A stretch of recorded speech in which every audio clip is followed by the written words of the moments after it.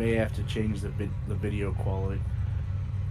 Good evening, ladies and gentlemen, and welcome to tonight's Revivalist Photography Classic 500 presented by Rich Mar Florist here at the Indianapolis Motor Speedway. My name is Robert Hill Jr. Joining me tonight on the mic is Derik Vance, and calling the shots behind the scenes and offering a bit of analysis as well is Dave Huckleberry. Guys, how you doing here tonight? Rob, I am good. Glad to see that you are able to be back with us for this extravaganza that we are about to partake in.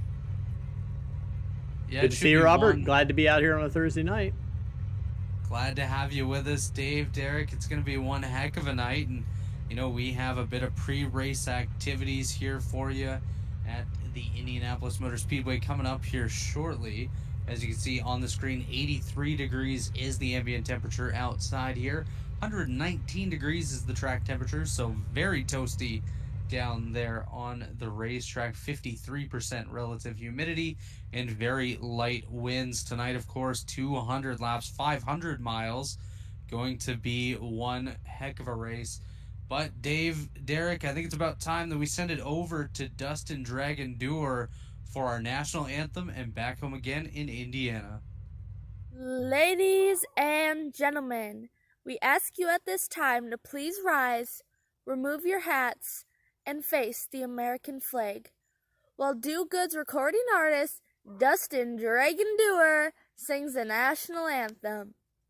Oh, say, can you see by the dawn's early light what so proudly we hail at the twilight's last gleaming, whose broad stripes and bright stars through the perilous fight o'er the ramparts we watched were so gallantly streaming, and the rocket's red glare, the bombs bursting in air, gave proof through the night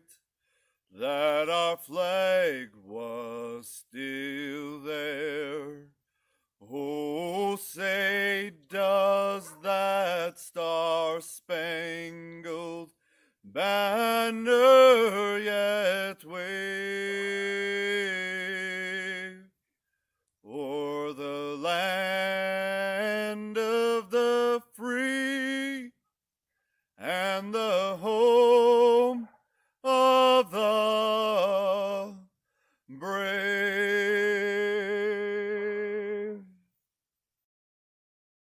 Back home again in Indiana,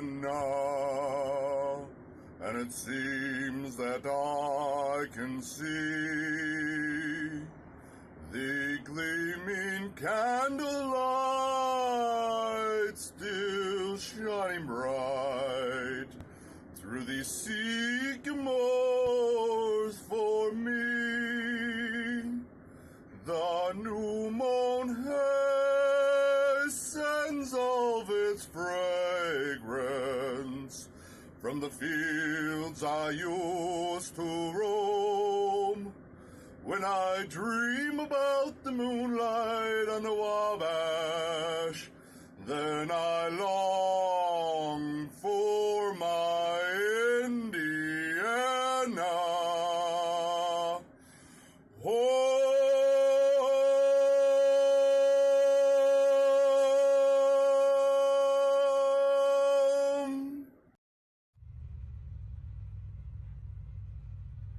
And we are back here at Indianapolis Motor Speedway. That was Dustin Dragon Doer with Back Home Again in Indiana and the national anthem. Taking a look at the starting grid here tonight for the Rich Mar Florist Classic 500. It is Togo Hisada back on the pole. I believe this is his fourth time in the last 5 races starting on pole. the driver from Japan, is showing great pace in this Warriors for Peace Classic Series. Alongside him on the front row is R.C. Anderson and Tyler Fody. Row number 2, Bill Tyler, Andy Trupiano, and Justin Fortner, with Craig Forsyth, Michael Hossack, and Seb Alexander there in row number 3. Rounding out the top 10 and taking us through to 12th is Ethan Stanley, Ryan Schultz, and Rory Collins in row number 4. Derik, why don't you take us through to the next 10? All right, let's see. Row 20. Position at 20, Logan Simmons. Position at 21, Justin Wadsworth. Position 22, Cameron Rich. Position 23, Jordan Owens. And starting 24th, Johnny Thomas. Rolling to position 25, a familiar name, Nick DeGroot. Position 26, Mike Gibson. That is our 26-car field here tonight. Once again, this is the Robilas Photography Classic 500 presented by Rich Marr Florist. Taking a look down at the grid, we're just waiting for the remaining cars to hit the grid, and then we will move on in our event today. Get these guys ready, get the crowd pumped up. Those of you at home tuning in, be sure to let us know in the race chat who you're cheering for tonight. And as you see on the screen there, 200 laps, 1 additional set of tires on pit road. Dave, Derik, it's about that time. Let's wind these cars up. Gentlemen, start your engines.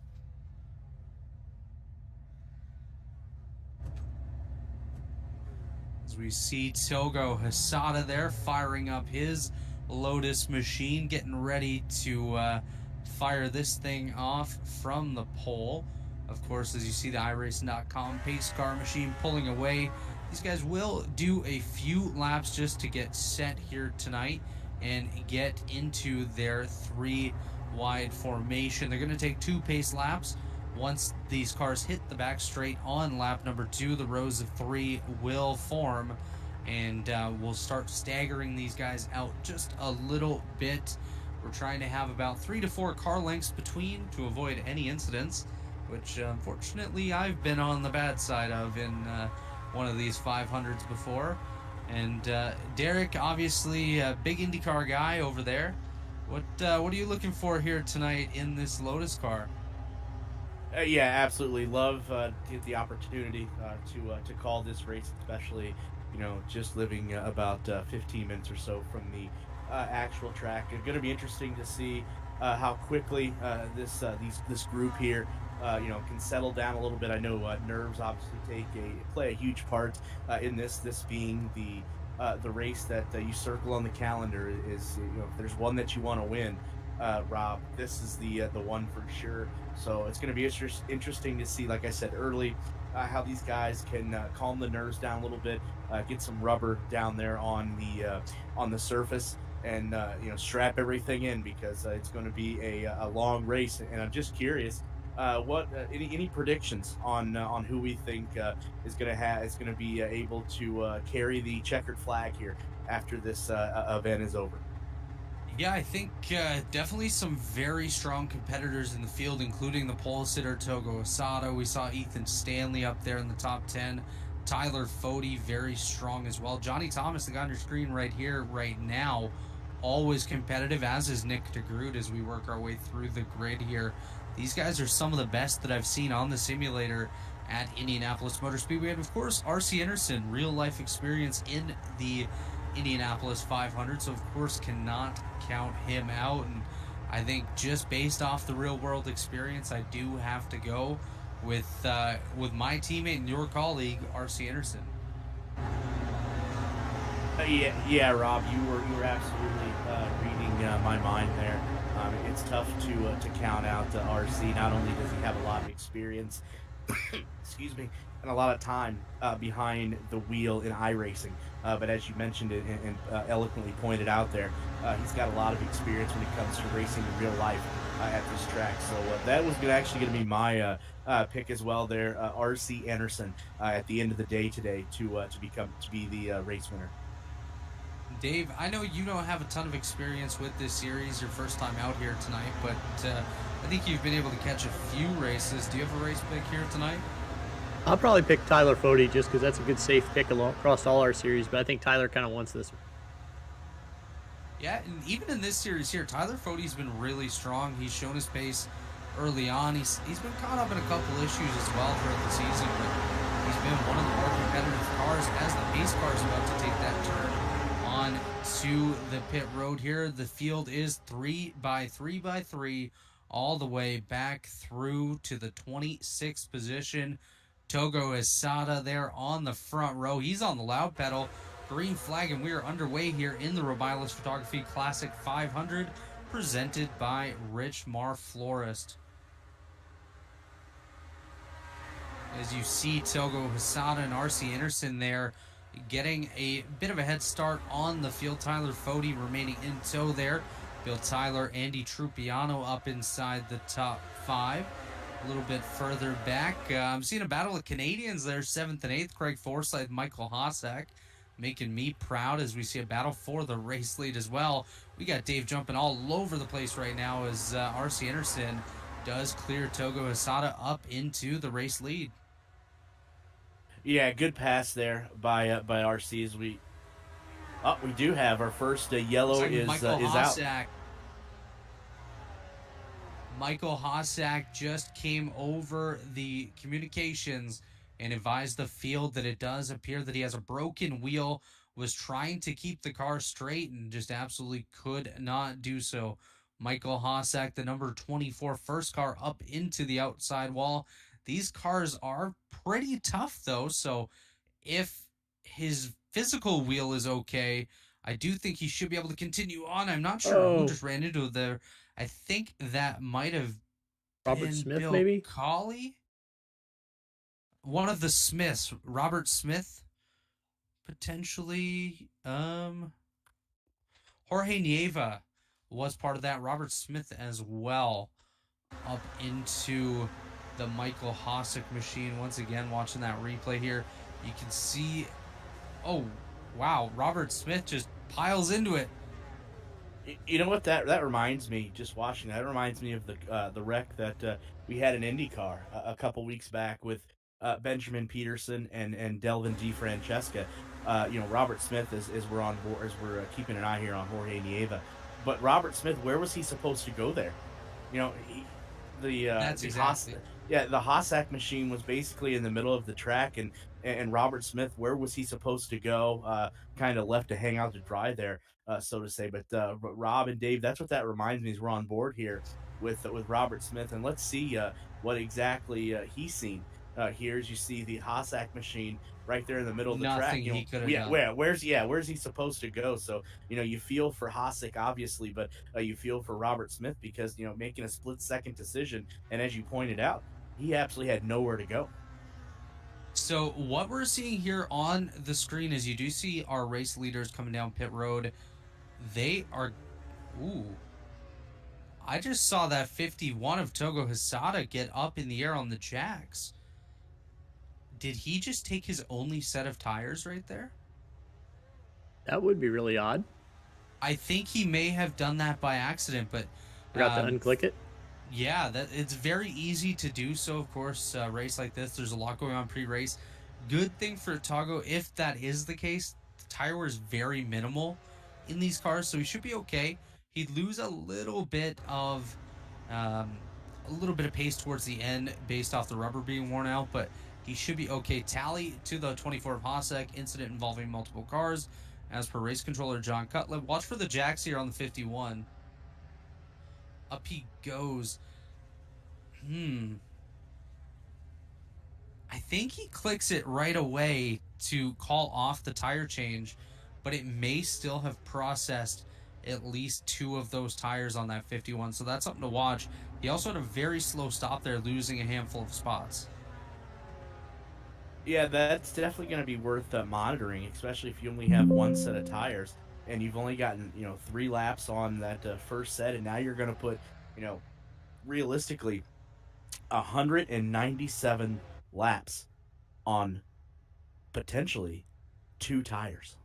So one thing I actually did just double check, and I do want to point out, Chad unfortunately gave us some incorrect information. Shocker, right, Dave? Pre-race, 5 sets of tires in this race, so Tago is quite okay if he did just take a set there. Typically, only one set, this being a very long race, 5 sets of tires, and you know what? It's on our screen right there. I should have known. No, I just changed that. Okay, perfect. It Yeah. did say one. So I had one set too. I thought with this series, I all kind of thought that maybe that was correct. I mean, tires are very durable. In a couple of the races I've watched you guys do. I mean, pretty much all of the races that we've done so far have just been one set of tires. We've come out here, they've had a change mid-race, and that's about it. Lights do appear to be off on the pace car, so I guess we're going to go single file for these restarts. That's, I mean, we haven't seen a ton of caution so far in the series, so Rob, quick note here. You were talking about the positions that Togo lost. Well, look at the positions that RC Enerson lost. He was first. Now he's come out seventh, so he's lost. yeah, that's a good point. It does appear that Bill Tyler, Andy Tripiano, Alexander, Johnny Thomas, and Jorge Neva all stayed out on the racetrack. So Tyler Fody was able to jump RC Anderson there. Looks like Justin Fortner gained some spots as well. Bill Tyler on the loud pedal there. Nice to see him running up front. He's been on the podium a few times this season as we see some scattering towards the rear of the top 10. Justin Fortner losing a handful of spots already, down 4 since the green flag here on the restart. But Bill Tyler doing a nice job out front. It'll be interesting to see how this race develops. I know guys like Tyler Fody and RC Anderson are going to try to get through the field as quickly as possible, as they are battling for position now. Fody and Anderson side by side there for the 6th position. Tyler Fody on the high side, RC Anderson on the bottom. Looking like they're having to lift a little bit earlier than the typical open wheel series here, heading down into the corners. I know these cars do like to step out sometimes under braking, and you can see a bit of uncomfortableness there with RC Anderson. Yeah, absolutely. You see, not quite dialed in yet. How many laps do you think it'll take before everybody is comfortable and a little dialed in with rubber on the track? What do you think the amount of laps will be?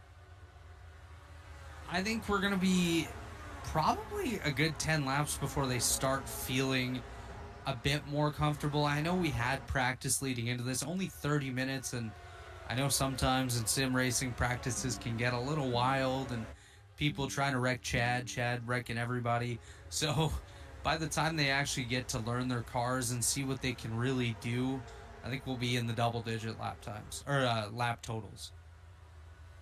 Yeah, I can't imagine Chad would want to do something like that during practice, but yeah. So hopefully, the next handful of laps or so, there'll be enough rubber laid down to where these guys feel comfortable, and we'll start seeing some racing, because the single file, as much as I understand it, it does get kind of, I don't want to say boring, but old maybe after a while. So hopefully these guys will. Start getting a little comfortable and starting to get a little racy. Absolutely. And speaking of racy, we see Ethan Stanley there on the inside of Tyler Fody. Tago Asada just behind him there, trying to get by that 40 machine. Tyler Fody doesn't make it too easy in these Lotus cars. He's been able to really pick it up. And like Dave said earlier on, Tyler Fody is one of the most well-rounded drivers in the elite racing leagues, able to be strong in stock cars and open wheel cars, even on the dirt, the short tracks, the big tracks, the road courses, anything, anywhere. Tyler Fody is going to be competitive. As there we go, we got some battling heating up there towards the front. Battle for the lead, Andy Trupiano, Bill Tyler, and Johnny Thomas. So Rob, kind of like right on cue there. I know we're about 2 laps short of hitting double digits. But we're racing starting as these guys are getting a little more dialed in and a little more rubber laid down on the track. 100% accurate there. And what we're seeing here is these guys trying to work their way through the drafting and and you're seeing snaking on the straightaways to try to cut the air of the guy behind you, doing whatever you can to gain an advantage. And when you run a fixed setup like we're doing here, when you're running a car that is not necessarily tough to drive, but it can be a little tricky, I think that definitely welcomes some pretty good racing. Johnny Thomas to the race lead here. Yeah, as we have our our third or fourth leader here of the night, a new name emerges. Somebody that we haven't talked about a whole lot this year is Johnny Thomas in that number 18 machine, as he finds his way to the front, lap 9. Johnny Thomas, another driver here, has won just about everything in the Elite Racing League, from Daytona 500s. I believe he has a couple Indy 500s as well. Dave might be able to correct me on that. I'm not sure, but I think Johnny has an Indy 500, and showing his experience here tonight, racing amongst some of the best drivers we have here in the Elite Open Racing world.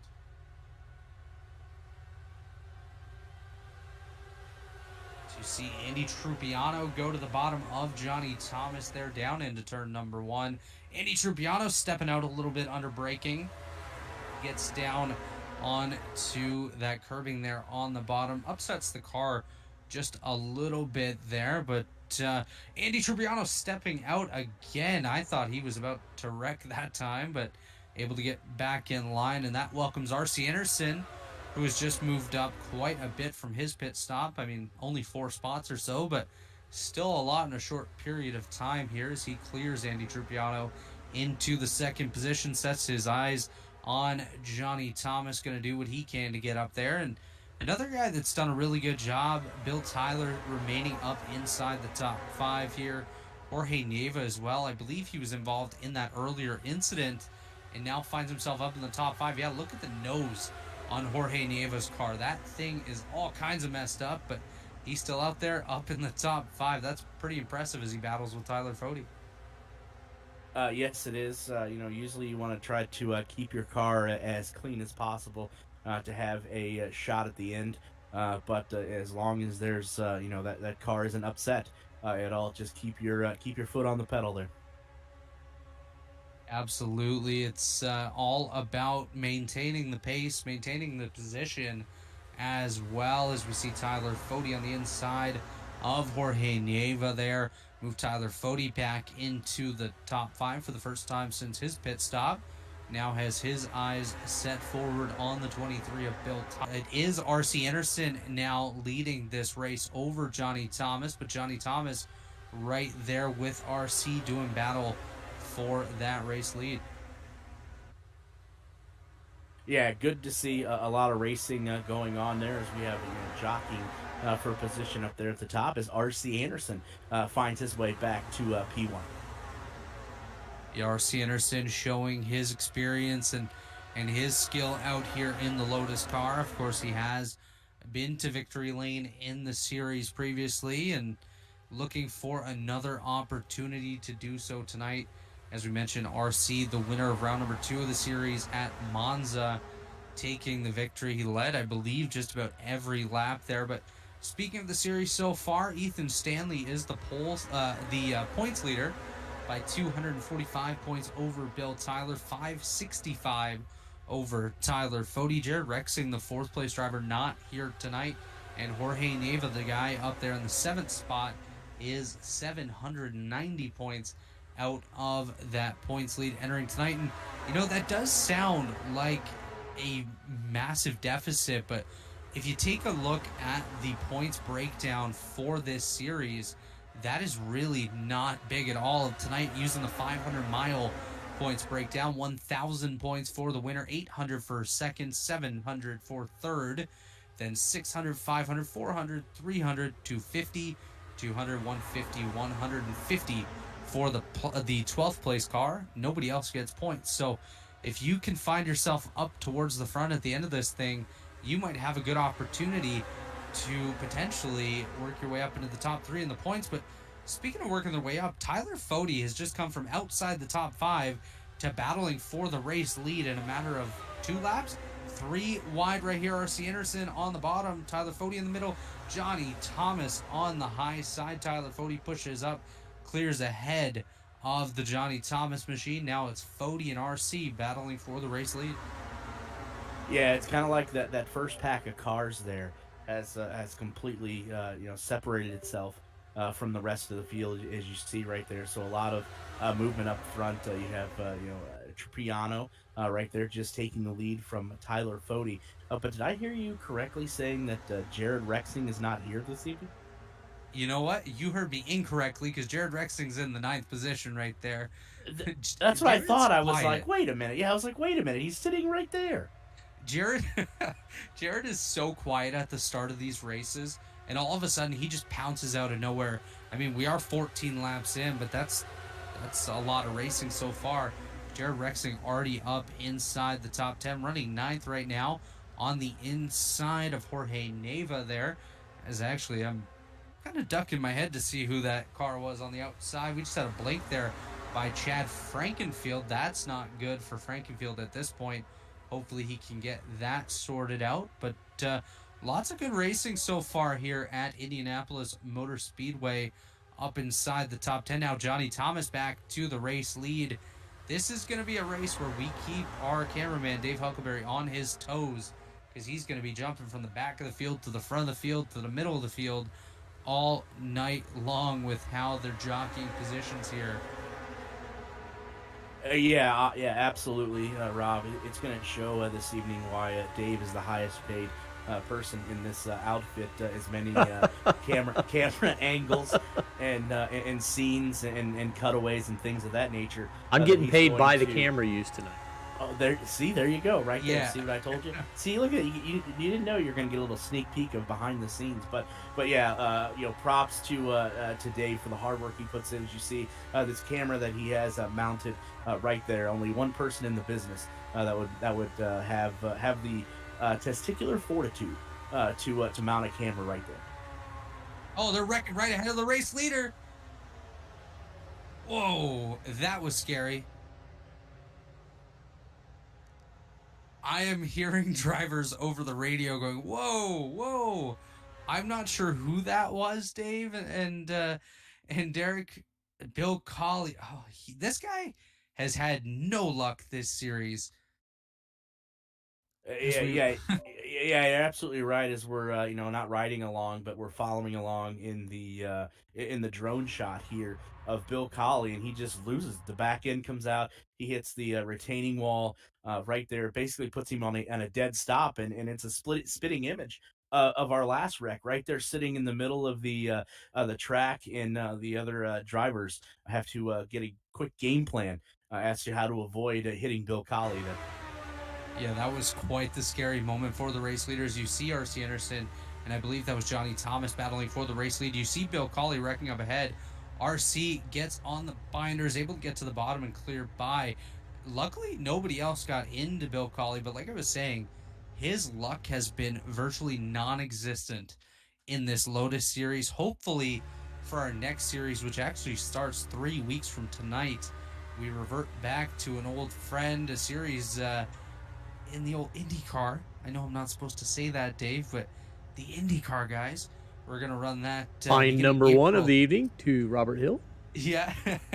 Beginning April 20th, we kick off that series. It's going to be a radio broadcast style because, unfortunately, due to an agreement with IndyCar and iRacing, we are not allowed to actually show you pictures of that vehicle as of right now.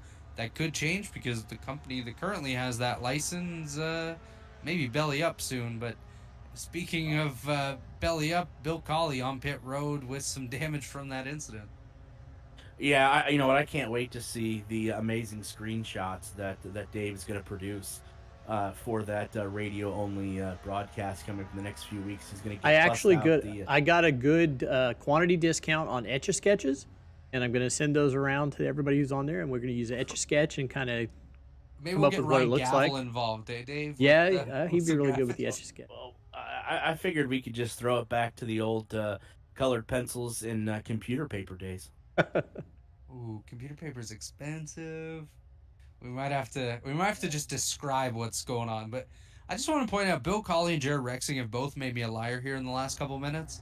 Because I said Bill was on pit road with damage. He's on the racetrack. I said Jared Rexing wasn't here. He's in 4th place. As you see, race controller Jonathan Cutlip just issued a self-spin tally to that 31 of Bill Colley. Now Bill Colley stopping on the back straightaway, having to let absolutely everybody by here. So Bill Colley to the rear of the field. And looking at the top 5 here, caution number 2, of course, Bill Colley just went around ahead of the leaders. R.C. Anderson, Tyler Fode, Ethan Stanley, Jared Rexing, and Jorge Nieva. The top 5, Ryan Schull, Justin Fortner, Tago Hisada, Cameron Rich, and let me get his name right, Logan Simmons, rounding out the top 10. Is there anybody so far looking at the top 10, Rob or Dave, that you're surprised by where they're at? I know we're only at lap 19, but is there anybody in the top 10 or even outside the top 10 that your eyes kind of perk up a little bit when you see that name there? Yeah, I've got 3 of them actually at this point. Jorge Neva still running inside the top 5 after being involved in caution number 1. That has me quite surprised, just that he's been able to maintain that. And then Cameron Rich started 23rd up to 9th position already. That's a pretty substantial gain in such a short period of time for him. And then the third is someone that's kind of the opposite way. Nick DeGroot all the way back in the 21st position. That has me very surprised. He's very strong in these open wheel cars, especially at Indianapolis, usually a front running contender all night long, and he's way back in 21st. Of course, he may not have as much experience or any experience in this Lotus car, so this could be kind of a test session early on for him, and then we'll see him pounce with 50 to go or so. But a little surprising to see Nick DeGroot so far back. Yeah, for me it was Chad. I think for Chad to only be up 3 spots from the start of the race is kind of a different mindset of what I'm used to seeing from Chad. He's usually always wants to be at the front, and he always hard charges at the front. Kind of nice to see him kind of maybe lay back a little bit and realize it is a really long race. Well, I'm wondering with today's point first about Chad. I know we've seen in recent races he would get caught up in wrecks. So I'm wondering if that's playing a little bit into that. And to Rob's point, I agree with him 100% about Nick DeGroot. We're used to seeing Nick DeGroot towards the front of the field, and when the qualifications rolled out and seeing where he was towards the back of the pack, that really I sent some shockwaves to me, because like I said, we're used to seeing Nick towards that P1 position. Absolutely. And I know Nick didn't get a chance to qualify for this race. He was not here, and he was one of the last minute additions. So again, like I said, I don't know that he has a ton of experience, but I was going to say, is he a normal member of the series, or is he just running this race? Series. He's, okay. I know he's really strong in the name we can't use series. The redacted series, yeah. Yes. Open wheel. I got to get used to just saying open wheel. Here comes Jared Rexing on the inside of Tyler Fode for second. Just quickly, still on the topic of Nick DeGroot, I've known Nick for, I'd say, a dozen years or so now. We used to actually take part in a simulated racing league where we kind of punch in the numbers for the strategy, and the league admin would just run it and go from there. It was called NASRAC, and that's where I met Nick and a bunch of other guys that I'm still friends with today. So shout out to Nick, shout out to Kevin Minnelli for NASRAC, and I hope some people are watching Nick and cheering him on here tonight. As up front, Jared Rexing doing one heck of a job up to the second position. He went from not being here in my mind to being in second place, chasing down R.C. Anderson at Indianapolis Motor Speedway. So it's pretty good progression there for Jared. I wouldn't say it's coincidental that you said that he wasn't here this evening, and you kind of lit a fire under him, as you said that he wasn't here, and now he has risen to P2. Yeah, I think he was listening at home, and he's like, well, if they don't think I'm here, I got to show them that I'm here, and I'm here to battle. and that's exactly what he's doing. He's right on the rear end of RC Anderson. Jared Rexing going for the race lead down into turn number 3. So Jared doing one heck of a job here, new race leader. Yeah, absolutely. What a smooth move there that Jared put on RC Enerson. That's going to be interesting to see now how Jared's car handles out there in clean air in the top spot. Absolutely. And just an update for those of you keeping score at home, Jordan Owens did unfortunately have a connection issue, fell out of the server. He's back in. We're 3 wide for the race lead. RC Anderson is able to move past Tyler Fody up into another battle with Jared Rexing for that race lead. Side by side still at this point. Jared Rexing now falling back side by side with Tyler Fody. Ethan Stanley, Jorge Neva still up in the top 5 there with them. The way that these guys are running so tight right now, one little slip up and we could lose a lot of our top competitors for this race. Yeah, you're absolutely right, Rob. So you got to have a little bit of nerves of steel here with all these cars being so tightly packed together as RC Enerson takes the lead over Jared Rexing. But yes, great driving so far. Minimal wrecks, and hopefully we can avoid that big one as we're only at lap 23. But we can have some nice competitive racing throughout the rest of the event. Absolutely. Looking forward to these guys continuing the competitive racing that they've put on so far. As you see, basically the entire top, I believe that's the top 9 together right here. Then a 1-second gap back to Logan Simmons, Chad Frankfield not too far behind him. Another 3 wide battle for the race lead. This is going to continue all night long. Tyler Fody with the advantage at this point, but RC Anderson back to the bottom. Jared Rexing looking for an opportunity to maybe pounce back into the middle there. RC Anderson is the race leader once again over Tyler Fody. Jared Rexing almost put a wheel under the white line to get by the Tyler Fody machine, just ahead of the race leaders. That is another lap car here. I do believe that to be the 31 of Bill Cawley, as we are 2 by 2 for the race lead. Welcome Jorge Nieva up to the battle for the race lead. We're seeing right here that this pack of cars, maybe 1 through 9, 1 through 10, are kind of out in front of the rest of the field. What is it in its best interests for Chad Frankenfield at 11 and Forsythe there at 12 to try to catch this lead pack?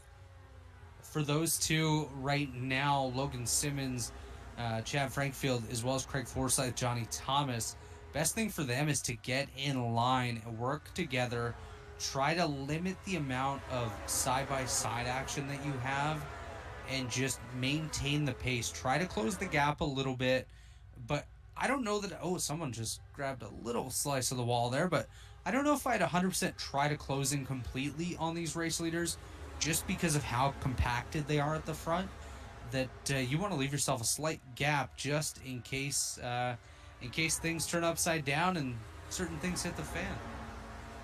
Yeah, I did notice too with that car there scrape the outside retaining wall, but was able to keep going and no caution was thrown. But Tyler Fody and RC Enerson are the two that are leading the way here so far in lap 26.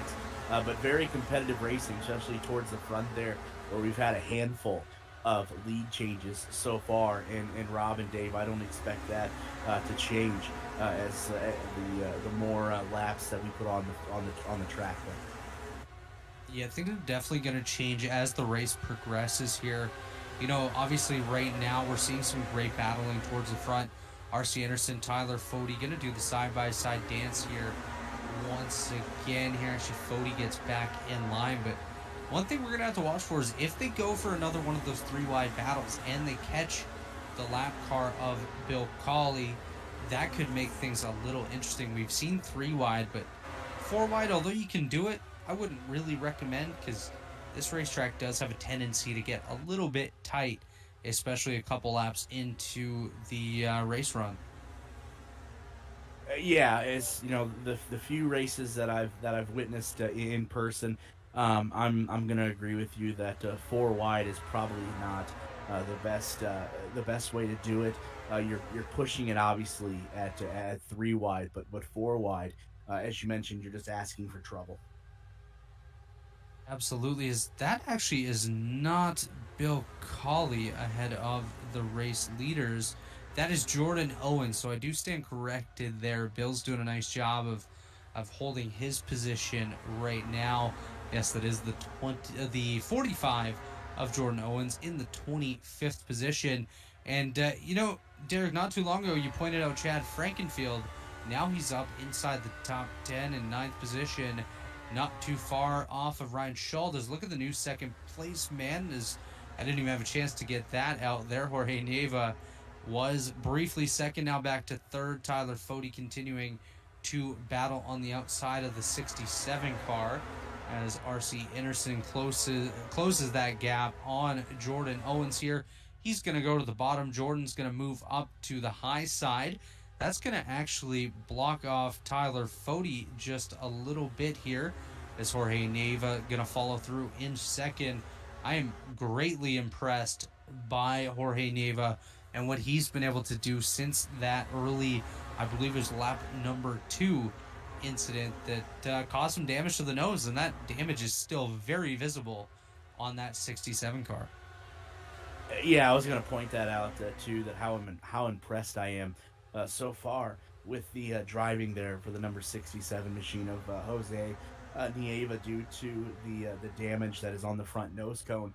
But it looks like all indications right now that he is not having any issues with that machine. As you see the damage right there in front, good shot there by Dave. But yeah, what an impressive run for Jose Nieva with all of that damage right there, and he's still right there in P2 trying to chase down our race leader, RC Enerson. Yeah, and the nice thing for Nieva is that Tyler Fode is currently side by side with Jordan Owens back in the third position, giving Nieva a chance to put a little bit of a gap between second and third and try to chase down the RC Anderson machine. Doing a nice job of that right now. He's gained about a tenth of a second within the last few seconds here. Here he is just joining into the camera shot. Now he backs out of it just a little bit. 4/10 of a second is the gap between second and third. Actually 5/10 there. 2/10 between first and second. But Jorge Neva doing a very, very nice job right now. And if he has the opportunity to take the race lead, I think no matter where he finishes, that's going to be a pretty proud moment for him as he makes a pass on a driver that's actually raced in the Indy 500 in the real world. Yeah, what an impressive run for Nieva as he is to the point right now. RC's going to try to get it back, but yeah, everything that Jorge went through early with all that damage, he was able to work his way back towards the front there, as you see on the backstretch. RC's going to take the lead back. RC takes the lead back, but here's Tyler Fode and Ethan Stanley rejoining that battle after losing a bit of time getting by the lap car Jordan Owens. And speaking of Nieva making the pass on RC Anderson, obviously it is a really special feeling when you can pass someone that has the real world experience at such prestigious racetracks such as Indianapolis Motor Speedway. I know from my own personal experience having raced against Mario Andretti, Tony Kanaan, Stephen Wilson, as well as Connor Daly and a few others at this very racetrack. It's a really special feeling and something these guys are experiencing right now as they try to battle with the always quick RC Anderson. Well, look at you name dropping, but yeah, I think you're absolutely right that when you can put yourself up there in P1, and it may only be for 1 lap, it may be for 5 laps, but when you're running and competing against the likes of Mario Andretti, Connor Daly, the people that you mentioned, RC Enerson, and you can put yourself to the front, huge accomplishment, definitely for sure. And I do want to give credit to the Elite Racing League for something that happened recently here. Speaking of Connor Daly, obviously, he took part in the NASCAR race at Circuit of the Americas last weekend. And before that race, he reached out directly to Chad and asked if Chad could put up a practice session with a bunch of the elite drivers so he could learn Circuit of the Americas in the Cup car. So that was Connor Daly's pre-race weekend experience at that racetrack heading into, I do believe, his third NASCAR Cup Series start. Yeah, I was interested to see how Connor would adapt to Circuit of America. It seems like that may suit his skill a lot more. It didn't, and it obviously didn't come to fruition. But interesting that he was able to reach out, as you said, to Chad Frankenfield and get a little bit of a feel as to what to expect from the Circuit of America. So definitely, I'll when I get an opportunity here in the next couple weeks or so to talk to Connor, I'll have to mention that to him. Absolutely. And, Dave and I were talking off camera, but are you headed to the IndyCar race this weekend? I am not headed to Texas as much as I would love to, but I have prior obligations, so I cannot. But I can tell you that there are 5 races that Push to Pass will be at. We talked about this on our latest podcast on Tuesday. Go check it out. We're going to be at all 3 of the IndyCar events, the 2 road courses, and obviously the 500 as we are here. And then also the week following the 500, we'll be at Detroit for that first race in downtown Detroit. For people that are unfamiliar with the Dallara Racing Series, not IndyCar, Dallara. They used to race at Belle Isle there in Michigan. You had to take a ferry, yes, to get there. But now it has been moved. They are creating the track. It's going to be downtown Detroit. So you're going to be racing in Detroit, dodging bullets. You know how that goes. And then we'll be headed in August to Nashville for the 3rd straight year. Always love going down to Nashville, for obvious reasons. If you've never been able to make it to Nashville, I highly suggest, if it's not a race weekend, just go down there for a weekend, enjoy the food, enjoy the music. But those are the 5 that you'll be able to find Push to Pass on location. That is going to be one heck of an experience for you guys. And, just thinking of the Detroit race, I'd be worried of stopping on the racetrack and all of a sudden you lose your wheels because somebody's jumped over the fence and stolen them and ran off. But I think it's going to be one heck of a race to watch, and I'm looking forward to seeing that for sure. And trying to get out to an IndyCar race at some point this season. I think probably head down to the Toronto Indy later this year, as I am up here in Canada. So that's on my list for the year. Yeah, you know what? Me and the co-host of the Push to Pass podcast, Josh Roberts, we're talking about, and what our plan is we want to expand, one race every year. Last year we were at 4 races, and now we're going to be at 5 this year. So that's the plan. Toronto was actually one that we considered, but you know what? I just don't know if I want to put the time and effort not to go to Toronto, not that at all, to get a passport, because here in the United States it's just a pain in the backside. To try to get a passport as we're on board here with Tyler Fody. Anybody that has not raced a lap or so around the Indianapolis Motor Speedway, on board here with Tyler, watching him, and he's going to try to take P1 so smooth that you see coming down here into turn number 1. Now, in the Dallara featured car, think about this for a minute. When you come off of turn 4, wide open down that front stretch, you're topping at 230 miles an hour. Can you imagine going into turn number 1, and hopefully that happens this year, with 33 Dallara model cars at 230 miles an hour? You want to talk about your backside puckering up a little bit. Definitely, watch that for once. Yeah, and riding on board with Tyler Fody, this does not look like a very comfortable and stable vehicle, as it looks like we are under caution once again here. Yeah, we'll see what brought out that 3rd caution. But the one thing I noticed, and I don't know if this is with the Dallara model car, but I've noticed a lot as you see the pace car coming out there headed towards the backstretch. But you notice when you watch Tyler's hands, how much, and again, I don't know if this is because of the model of the car, but it doesn't seem very smooth to me. And maybe I'm missing something here, but it just seems like racing in these cars, it's a lot of hand movement, where in the Dallara model car you kind of are more still, but here it just seems like you're jerking that wheel ever so slightly to the left or to the right. The one thing that it kind of looks like to me is as if the wheels aren't actually rotating, and they're kind of just picking the car up and moving it through the corner like a stop motion video sort of. There's nothing fluid about the movement of these cars. They're very, I don't even know how to describe it. It's just very interesting. But this latest caution, I do believe, did involve Hunter Smith to bring out caution number 3 here, lap 38 of the Robiles Photography Classic 500, presented by Rich Mar Florist, as the whole field's coming down pit road. Going to be interesting to see here at lap 38 what changes, what changes are made to this Lotus model here. As we've had some pretty clean racing, outside of a few accidents that were self-inflicted. Other than that, the racing has been exactly what we expected, tight knit, and a lot of jockeying for positions. Does look like a couple guys have stayed out on the racetrack. Bill Tyler, Seb Alexander, Jim Herrick, and Togo Hisada.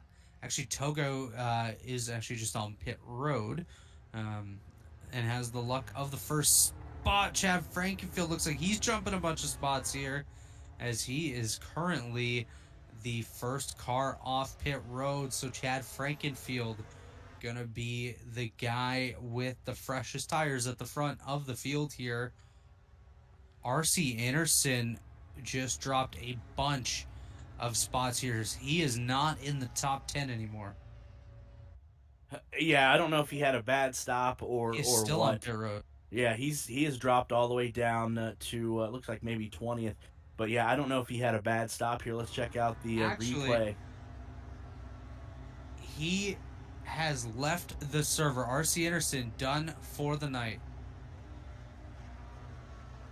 Wow, that's got to be a disappointment. Obviously, not only to RC, the drive that he was having in this first 38 laps, but anybody that's watching that is an RC fan, that's got to be a kick in the gut, so to say. This is a huge development here. So we watch RC coming down pit road. So far, so good there. Let's see.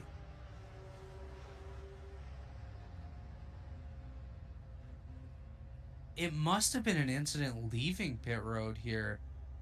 Contact between the 17 and the 6. Tally to the 17 of Hunter Smith. Watching RC, does he even leave his pit box?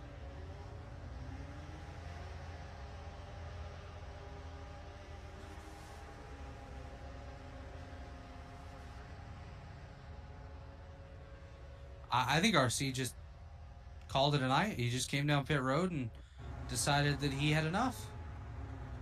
Wow, that is some interesting news, to say the least.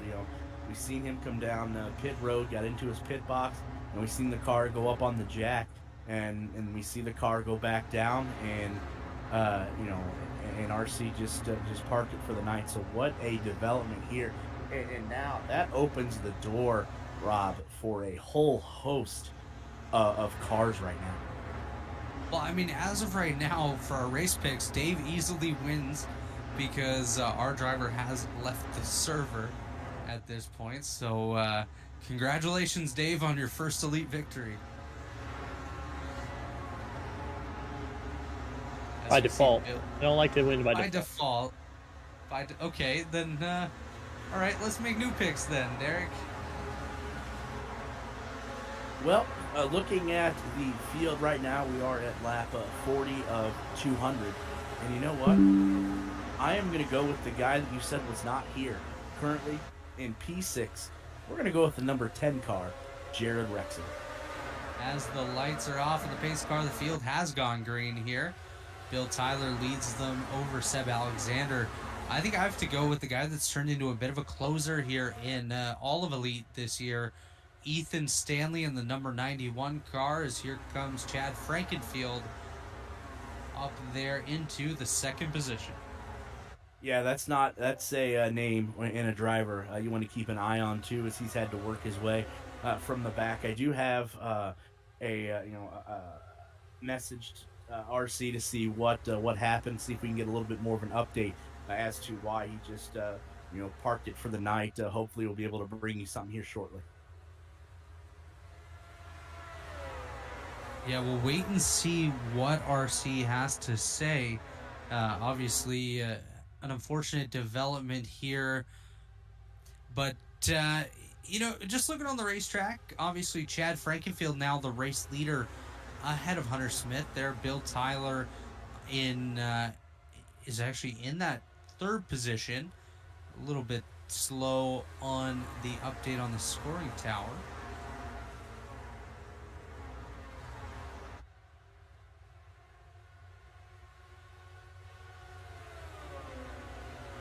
Maybe that is Bill Tyler. I'm not sure what's going on here, Dave. Is this the lead? There's Bill Tyler in the 23.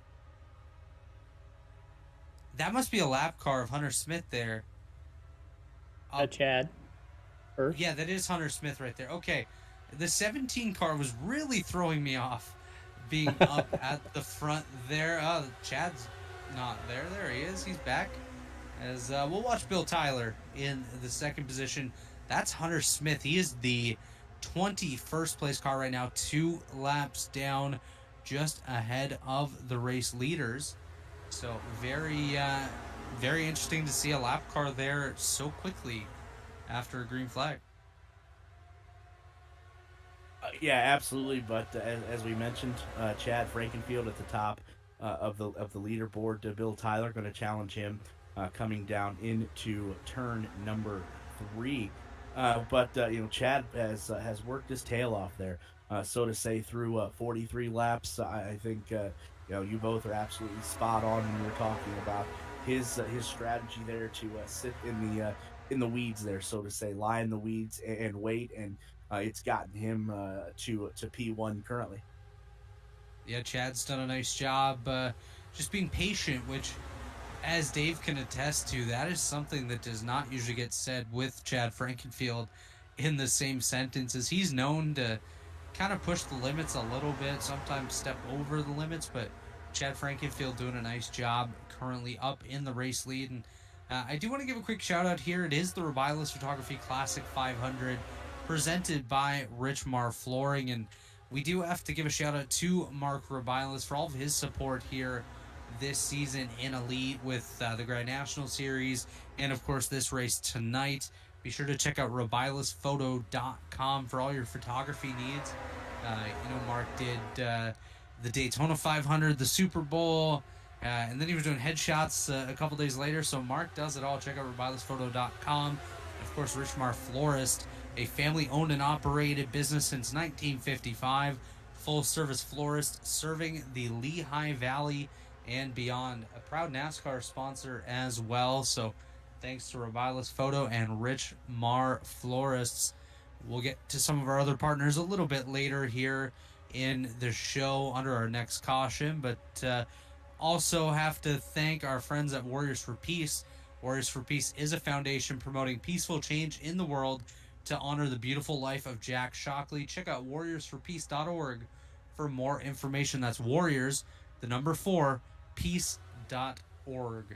As we do see Tyler Fody now in the race lead once again ahead of Chad Frankfield. Ethan Stanley third, Bill Tyler fourth there. Ryan Schold just lost the 5th position to Cameron Rich. Cameron Rich up there inside the top 5. Yeah, that is a name that is new to the leaderboard this year. Cameron Rich having a fantastic run so far.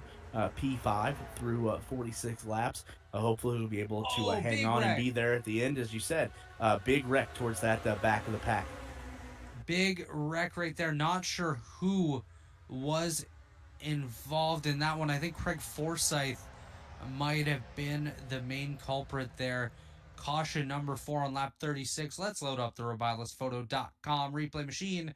That is the green machine of Craig Forsyth, my fellow Canadian. Not a good night for Canada here as he goes up into the outside wall. Not sure who that is that got into him there, Dave. Not sure if we can grab another camera angle on that one. 92? The 92 car, I do believe. Logan Sim. Yeah, that is Logan Simmons. Logan was having a good run a little bit earlier and now finds himself into the wheels of Craig Forsyth here. Um, I think Craig grabbed a little piece of the grass there, and that upset the balance of the race car and sent him up in the wall. So Craig's going to need to make a pit stop here, Dave. And you know what? I think it's a time that we do that as well. We are going to head to a quick commercial break, and we'll be right back shortly here on the Elite Racing Network.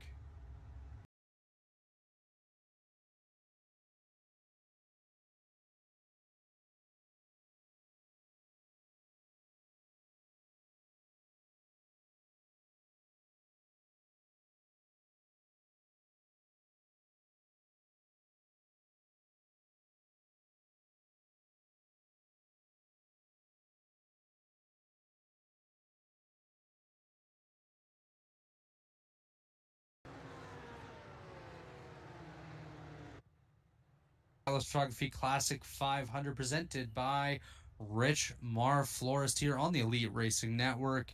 That was our friends at TA Services, one of our premier partners here in the Elite Racing League, alongside Blue Egg Marketing. Blue Egg is the marketing department for small businesses, small business owners. Blue Egg is your biggest fan. Worldwide Technology Raceway, another premier partner here, and also the host of last night's JoinAPS.com Cup Series race here on Elite Racing Network. Worldwide Technology Raceway is a motorsport racing facility in Madison, Illinois, close to the Gateway Arch, featuring a 1.25-mile oval, a 2-mile road course, a quarter-mile drag strip, and a state-of-the-art karting facility known as the Kartplex. Be sure to check out Worldwide Technology Raceway today. Of course, like I mentioned earlier, RobilusPhoto.com is your home for all your photography needs. Check out RobilusPhoto.com. And Rich Mar Florist, a family-owned and operated full-service florist since 1955, serving the Lehigh Valley and beyond. Also a great NASCAR partner. And of course, Warriors for Peace, Dave, is a foundation promoting peaceful change in the world to honor the beautiful life of Jack Shockley. Check out Warriors, number 4, peace.org. That's warriorsforpeace.org for more information. As you see on the racetrack, just went through another round of pit stops. Kind of a grab bag of who went down and who didn't this time. Tyler Fode, Ethan Stanley, Bill Tyler, Cameron Rich, Justin Fortner, the top 5. Tago Hasada, Seb Alexander, Jorge Neva, Jim Herrick, and Ryan Schuld, the top 10. Dave, your first Lotus race here with us tonight. What are your thoughts so far here, about a quarter of the way through the event?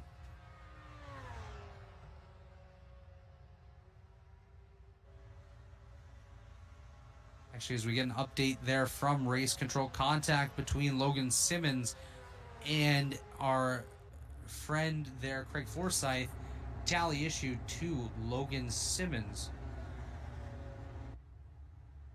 Lights are off on the pace car. We're going to be green on lap number 50.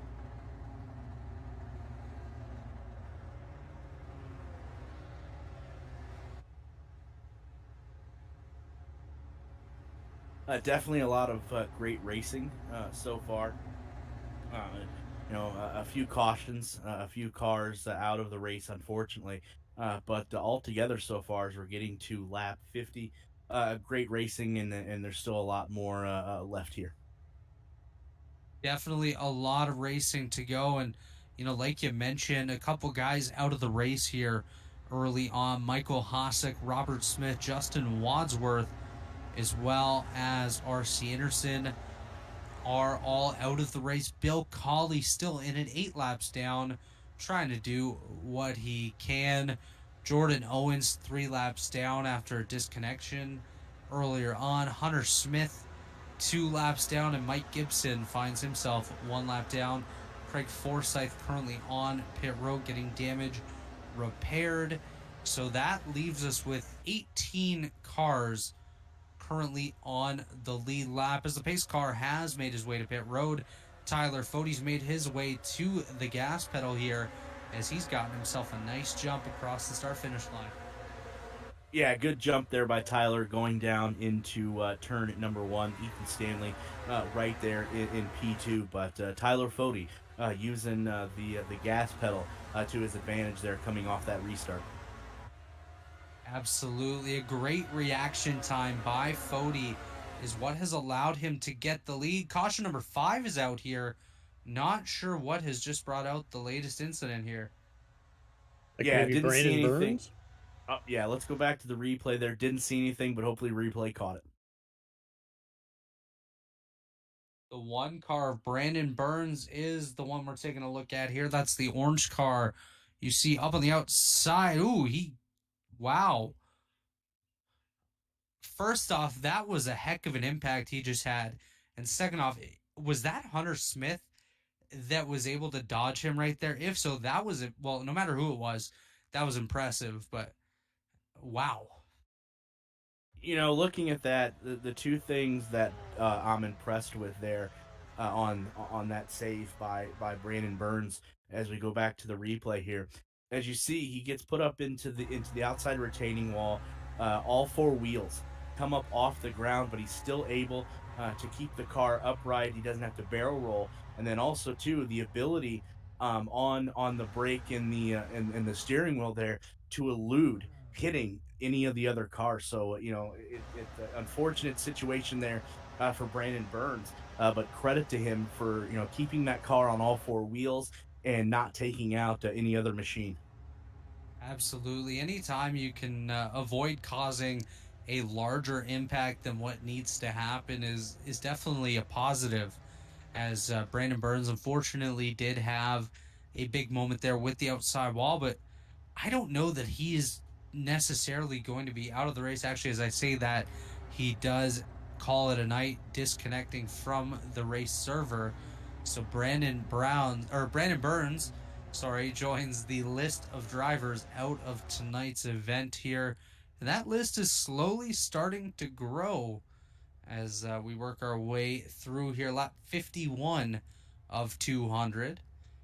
Behind the pace car here, waiting for the lights to come off. Jared Rexing, Hunter Smith coming down pit road here. I don't know how I missed Jared Rexing earlier. He has the brightest car out of anybody in this field, and you could see him coming a mile away. I'm going to make a prediction right now that if Jared ends up either finishing or winning this race or finishing on the podium, he is going to uh, what's the word I'm looking for here? Salute you for pushing him to win this race. He's going to dedicate this race to you because you counted him out from the get-go.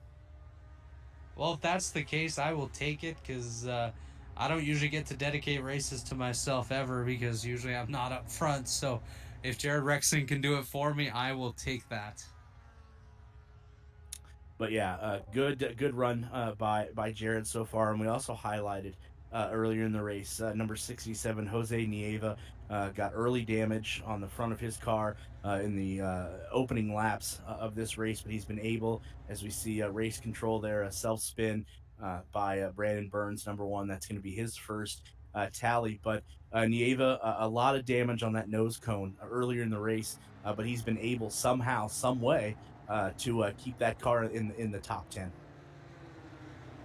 Yeah, Jorge's done a great job with it, and the fact that he's been able to remain towards the front of the field inside the top 10 basically since that incident is pretty remarkable. He's going to restart back around the 8th position here, so a bit of work to do, but still 148 laps remaining in this event. We are about an hour into today's race, so currently on pace for about 4 hours of race time. Hopefully these guys don't get too tired and they've stocked up on Red Bull. Yeah, during that last commercial intermission there, I had to go get me some Gatorade Zero. As you can tell, I'm having a little bit of trouble with the voice, but yeah, we're at lap 53 of 200, slowly but surely making our way there towards halfway. But hopefully these drivers are not only energized, but they are getting their thirst quenched as well. Yeah, and speaking of that, obviously, if you see the camera not changing for about 30 minutes, Dave Huckleberry probably fell asleep. So, Dave, how much coffee do you have up in the production booth? None. I have nothing. I also was stupidly forgot to eat dinner before I started. If you don't hear from me a while, I probably just my blood sugar went. So, Send Dave, help. please don't do that. Please don't collapse on the podcast. We get stuck on a camera view for a really long time. Call for help. We better call the Elite Racing Network health insurance provider just to see what kind of coverage we have for passing out during a broadcast here as the iRacing.com pace car makes its way down to pit road. Tyler Fode's going to make his way onto the loud pedal once again. As you see Cameron Rich getting a little antsy in the back there. He wants to go. As here is Tyler Fode on the loud pedal. Jared Rexing already jumping to the inside. Somebody did not go whatsoever towards the rear of the field. He got passed by about 3 or 4 cars almost immediately. I think that's Logan Simmons with some rather heavy damage on that car. Already 5 seconds behind the race leader since the drop of this green flag just moments ago. Right now, Tyler Fode trying to hold off Ethan Stanley, snaking down the back stretch, I meant, as Ethan Stanley looks to the inside of the Fode machine. I believe that's Ethan Stanley's first time leading tonight. We'll see if he leads the lap, though. But I think we've had 6 or 7 leaders here already this evening, so that's pretty impressive early on, especially with a field of only 27 cars. 7 of them leading at this point is pretty darn cool. As Tyler Fode tries to grab the lap back, he won't. Ethan Stanley will lead that lap. As Tyler Fode moves his way back up into the lead. Bill Tyler and Cameron Rich there in 3rd and 4th. Justin Fortner in the top 5. And don't look now, here comes Tago Asada trying to work his way back up towards the front of this pack. Tago obviously has won a few races already this season, pole in 4 of the last 5. Kind of came out of nowhere at Watkins Glen a few weeks ago, and all of a sudden he's become one of the contenders on this circuit. As Cameron Rich grabbed a piece of the grass there, went for a little bit of a tiny slide, able to get that back, as now he's on the inside of Tyler Fode for position number 2. Yeah, definitely a lot of jockeying going up there towards the lead as we see the Rich machine there, number 47, Cameron Rich going to position 2. You know, he's got to be chomping at the bit to not only lead some laps but get a win. A name that we don't call as much to the front, but watch out for that number 47 machine as long as he can keep his nose clean. Cameron Rich, one of my early on-track rivals in my iRacing days, going way back to our days in the 3-wide racing league. So nice to see Cameron still as competitive as ever as he becomes our newest race leader here, just ahead of Ethan Stanley and Tyler Fode. It's just looking through the top 10. Another guy that's really stood out tonight, Johnny Thomas there in the 9th spot. He's been up on the podium. He's been back in 20-something place, and now he's up in the 8th spot, as we have one heck of a battle actually for 8th, 9th, 10th, 11th right now, Dave. Johnny Thomas, commentator's jinx right there. Can't blame me. No, Johnny, you can definitely blame me, buddy. That's on me. Johnny Thomas, very disappointed. I could just hear him expressing it over race communications as we take a look on the RoboticsPhoto.com replay machine. Johnny Thomas there in the middle, I do believe. As I'm not sure who that is on the bottom. Hunter Smith, maybe? Justin Fortner?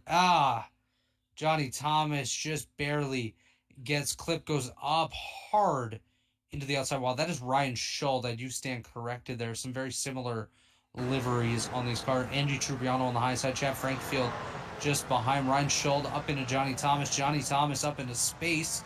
He just signed up for SpaceX right there, as he actually does land back on its feet. So maybe it is a SpaceX rocket that Johnny Thomas is wheeling right there. You know what, Rob? I'm going to take a different look at that. I don't think. I think Thomas runs into the back of that machine. I think this is self-inflicted by Johnny Thomas. I don't think the other machine. If we want to run this back here real quick from the drone perspective, I don't think this is the other car's fault. I think it's Johnny Thomas hitting the rear quarter panel, so to say, of the machine down there at the bottom side of the track. Watching Johnny Thomas, he's above the seam here, running through the grid boxes into turn number 1. You're 100% correct, Derek. He comes down an entire seam into the Ryan Schultz Like some net machine. code too. Definitely some net code there, probably about 2 feet of it. But Johnny Thomas definitely comes down in the direction of Ryan Schultz. Race Control just issued the tally to Ryan Schultz on that one. And Derek, I got to stand with you here. I don't agree. Yeah, I'm gonna. I don't know if this is gonna warrant a penalty or not, but I think that is. I think race control got that completely wrong. Ryan Scholl clears Johnny Thomas going down into one, as you see right here, and Johnny Thomas runs into the back right tire of Ryan Scholl. So I think Thomas is fully responsible for not only sending his car into the outside retaining wall, but sending Ryan Scholl into the outside retaining wall as well. Yeah, obviously looking at that incident, ooh, the 63 just absolutely ended up. Oh, who's that? We So much to see. we just had a bunch more cars just slide into this wreck. As we see, is that Logan Simmons? I do believe so. 92 there, the 17. Yeah, Hunter Smith there, Logan Simmons there. I think someone else slides into this as well. Up top there is another race vehicle. I think that's Bill Colley up on the high side. And I don't know if race control is capable of doing this, but I think they need to take another look at this because I think if you're going to issue a race tally to anybody, it's Johnny Thomas. Because if Johnny Thomas doesn't hit the right rear tire of Ryan Scholl, none of these cars are sent into the outside retaining wall. It's sent into the grass and the down low as well. So I think if you're going to give a tally to anybody, it has to be Johnny Thomas. Yeah, I definitely agree with you on that. That wasn't Bill Colley. I'm not sure who that car is there on the bottom, but yeah, I'm not sure that that's the right call. That's Rory Collins, the 62. 62. Yeah, that's Rory Collins that was in there. Johnny Thomas is actually standing by in the waiting room here. Derek, I don't know if you want to ask him about that incident. Johnny, this is Derik from the announce booth here. Race Control is issuing a tally to you for this latest wreck. Now, the way I see this, and I'm curious to get your point of view on this, is Ryan Scholl the one responsible for this? Because you were clear of him, and to me it looks like he caused this.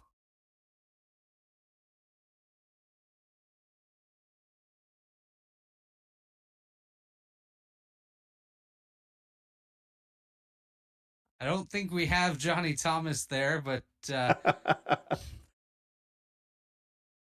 definitely. There we go. Johnny, can you hear us? Yeah, I got you. There we go, Derek. Race Control has issued you a tally for this latest caution, and just looking at it, the different angles we've looked at, the different replays we've looked at here, if anybody's going to get issued a tally, this should be Ryan Shaw. As we're watching this again, you clear him from the on the bottom here, and he touches the right the right rear quarter panel, so to say, and that ends up sending you into the outside retaining wall. It sends him down to the outside retaining wall as well. So if anybody should be issued a tally, don't you think this should be Ryan Scholl here? Well, I think Ryan did get the tally.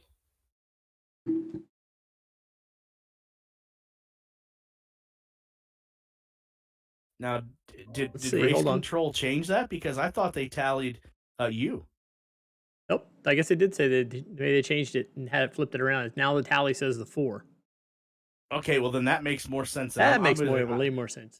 yeah, I'll say I'll agree with that because all of us upstairs here were arguing that that should go to Ryan Scholl because originally they had tallied the number 16 machine, your machine, but now they've changed that. So okay, all is right with the world then. Yeah, I wasn't doing a whole lot up there. We had a really fast car today, and these cars are a blast. Not a lot of people like to drive them because they drive really hard. They're really difficult to handle. They're slipping and sliding. They remind me of a kind of a dirt car on a really big racetrack. But Scholl's just got over aggressive there. It's not surprising. He does it, in the Cup Series and the Xfinity Series and any series that I run. So I watch a lot of these guys and try to stay away from them. But sometimes you're mixing it up with those guys. I thought that I had a good enough run there to clear the guy on the top side, and he got a run on 3 wide there, and I don't know, he just pushed up. It's hard to be down the bottom there 3 wide. You got to be a little bit more careful and let off the gas a lot earlier than the guys outside of you. But tough day. I felt like I had a good chance to compete for a win. We led some laps early, and it sucks. Yeah, and I want to mention too. Robert was talking about the great run that you had, and apparently it's the commentator's jinx, Johnny, because as soon as he got done talking about the run you were having, who knew that you were going to be next in line for an incident and a caution. Yeah, anytime you get to battle with Fody and RC and some of these really fast guys that you see in the Cup Series and Xfinity Series, it's fun. And I know that I can do this, on a weekly basis, but these Cup cars and Xfinity cars around. Big contact. Car. You guys got a big old wreck there. Jorge Nieva. The curse continues. Yeah. Yes, it does. Johnny, we'll get back to you here in a minute, but caution number 7 as we have the replay up on screen. Oh, no. It's both of the guys that I talked about not too long ago wrecking together. Jared Rexing, Jorge Nieva right here. Yeah, it snaps. Actually, Jorge just steps out. Jorge steps out. He gets into... Not sure who that other car is there, Dave. But somebody, I believe, is dangling Seb from the Alexander? fence. Yeah, that very well may. Yeah, that was Seb Alexander right there, as he gets a piece of the slideways. Jorge Nieva machine goes up into the fence here. Take your dream of me. And he can just sit there the rest of the race if he wants. That's one heck of a view. And, I know Seth Eggert is covering this event tonight. I don't know if he would want to sit there. Might get a good view of the racetrack. But, wow. That's unfortunate for Seb right there. He's moving a little. Johnny, curious to get your take watching this. Mm-hmm. What do you do when you're upside down like that and stuck in the catch fence? What do you do? You tow it. You can't do anything else. Yeah, it's a tough deal. Hopefully he's okay. Yeah, that was a tough incident there for Jorge and, of course, Seb Alexander. Both of those guys were running inside the top 10 for a good chunk of the race tonight. Jorge was involved in the first incident of the night, rebounded to lead at one point, and now I think he just got a lot more damage right there. Rob, 2 things. 1, your pick of the night is currently P1, and 2, Johnny, tell the audience. I know you've worked so hard. Obviously you circled this date on the calendar.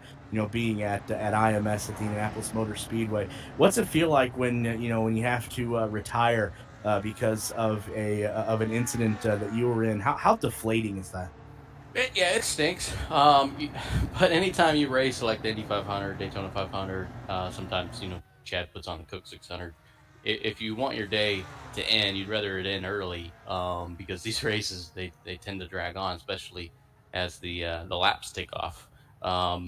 But these are your crown jewel events. You got the Daytona 500, the Indy 500. This is like a retro Indy 500. So you try to cross those boxes off. I've won the Daytona 500. I've actually won the Indy 500 a long time ago, when it was like just a massive draft. I forget what the package was called, but it was 4 or 5 years ago. I won the lead Indy 500. So you try to check those off, and this would have been really cool to put on the resume as a like a retro Indy 500 winner. But this race it's really really long, so I'm kind of glad I got out earlier than getting wrecked 10-15 laps to go.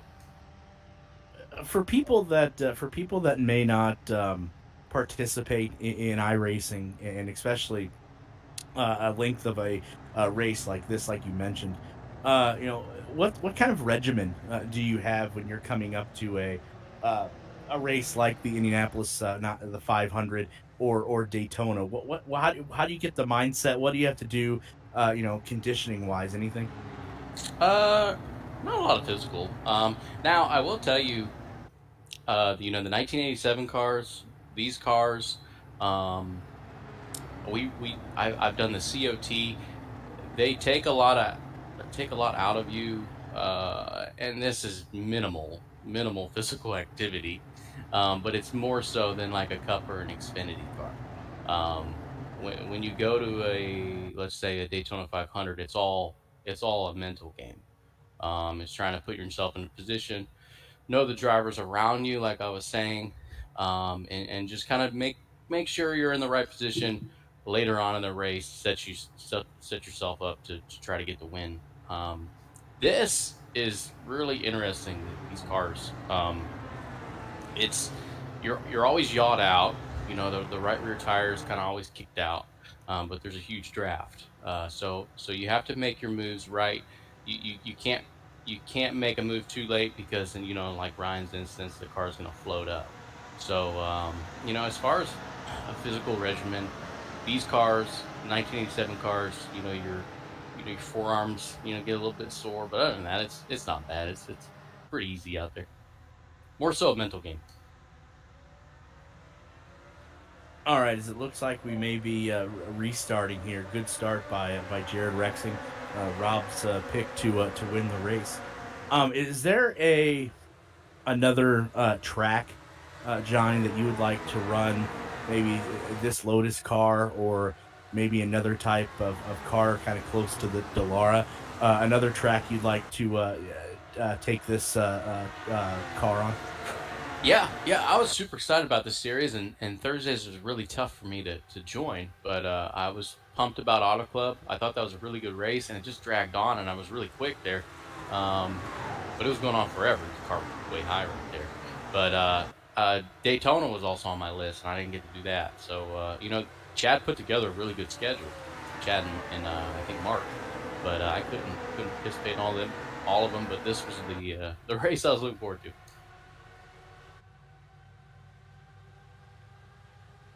Good stuff.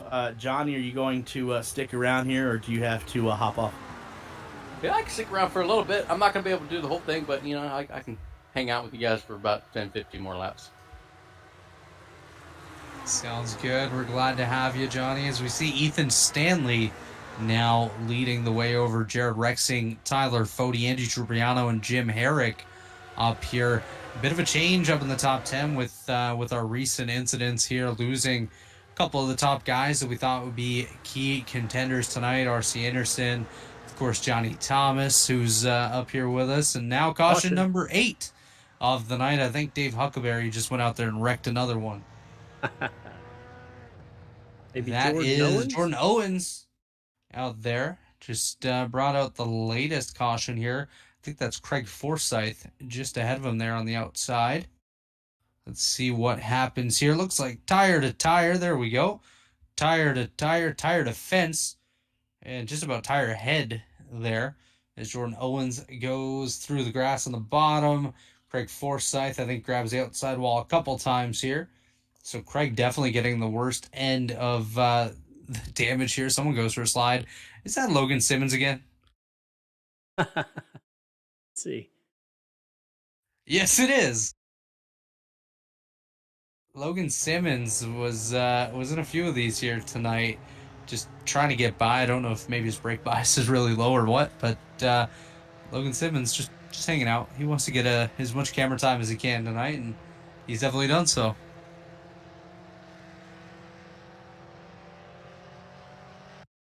Now, Dave, a question for you. I know you got this car last week. Have you had a chance to drive it Yeah, at thanks all? for that. Yeah, No, problem. I have not. Actually, it's Mike Gibson, not Logan Simmons. So I was correction afraid to on go out that. and drive it. If I told you I would drive it, you would have pressured me more to drive in this. I'm not going to drive it. I'll probably go drive it after. So we were very close to having Dave Huckleberry as the 33rd starter tonight with Chris Wright calling the shots on the pit box. So that would have been very interesting. And Dave, how do you think you would have done in this Yeah, event? it would have gone something like this. Chris would have been telling me to pit, and I was like, how? I've never pit an iRacing car at all, so I have Well, no clue David- what I'm supposed to do. Well, Dave, it sounds like as long as Robert doesn't talk about you during the broadcast, Yeah. you should be able to stay clean in the race. Yeah, I've learned a lot from Robert and watching him race. What I do what he does, which is stay at the very back so that I'm not on the broadcast all the time, and then nobody ever talks about it. Hey, you talked about me a lot last night, Dave. Come on now.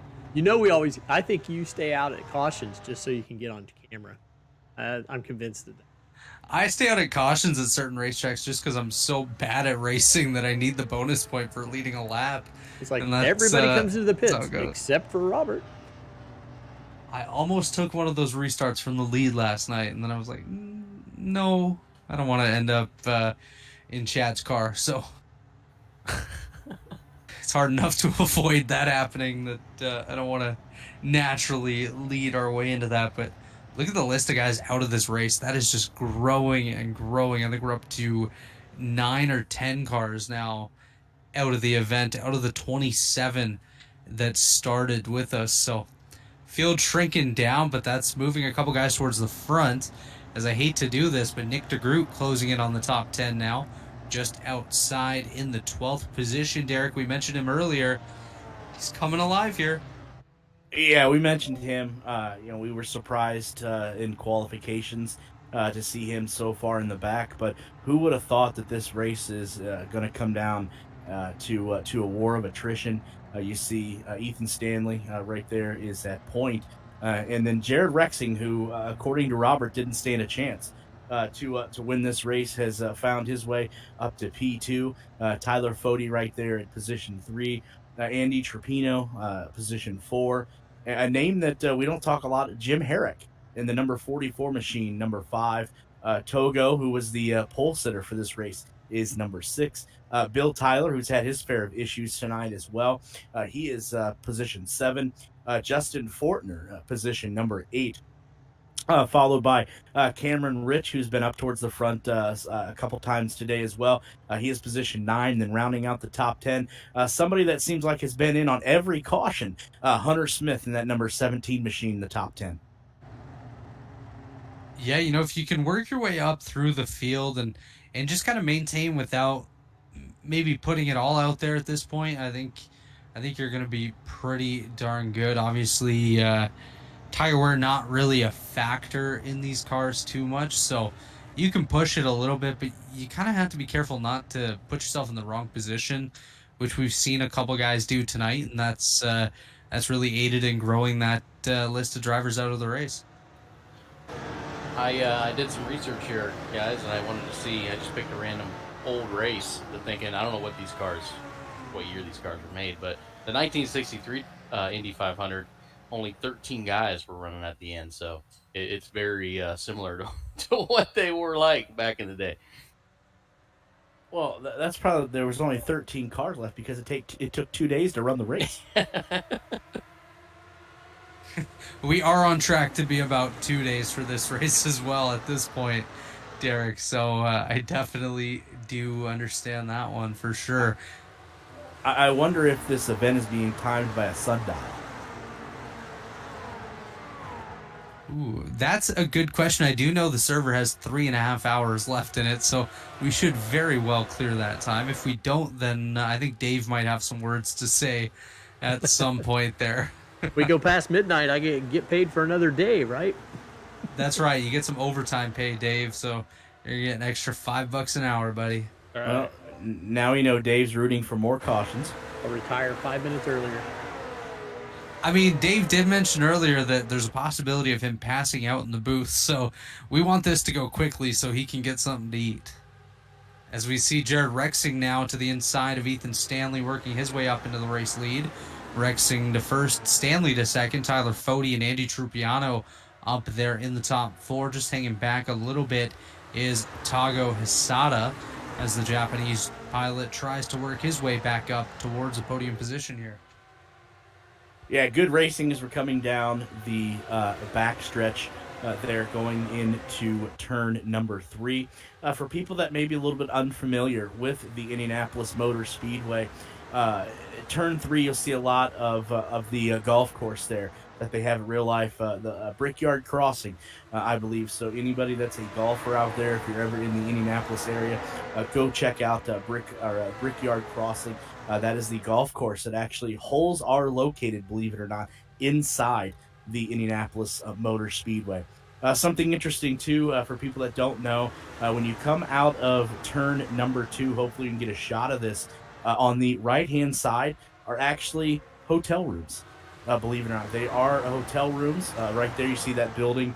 Right there, there are 3 stories of hotel rooms, and it is well known that a lot of the track staff personnel, I know, president of the Indianapolis Motor Speedway, Doug Bowles, and his family actually stay in one of those rooms the night before the race. And if you want to get more history on some of the buildings and behind the scenes at the Indianapolis Motor Speedway, if you go on their YouTube page, they do a lot of videos, and then there's a series they do called Behind the Bricks. And if you want to know history about the Indianapolis Motor Speedway, I highly suggest checking out their YouTube page, specifically their series Behind the Bricks.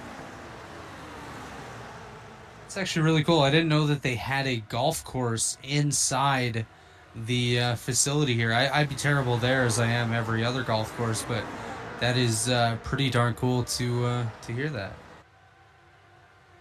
Yeah, if you're a golfer and you're better than me or Rob, then you probably want to go check it out, because you're going to pay, obviously, for the nostalgia that is the Indianapolis Motor Speedway. You can only think of, you're going to pay a pretty penny to play that 18-hole course.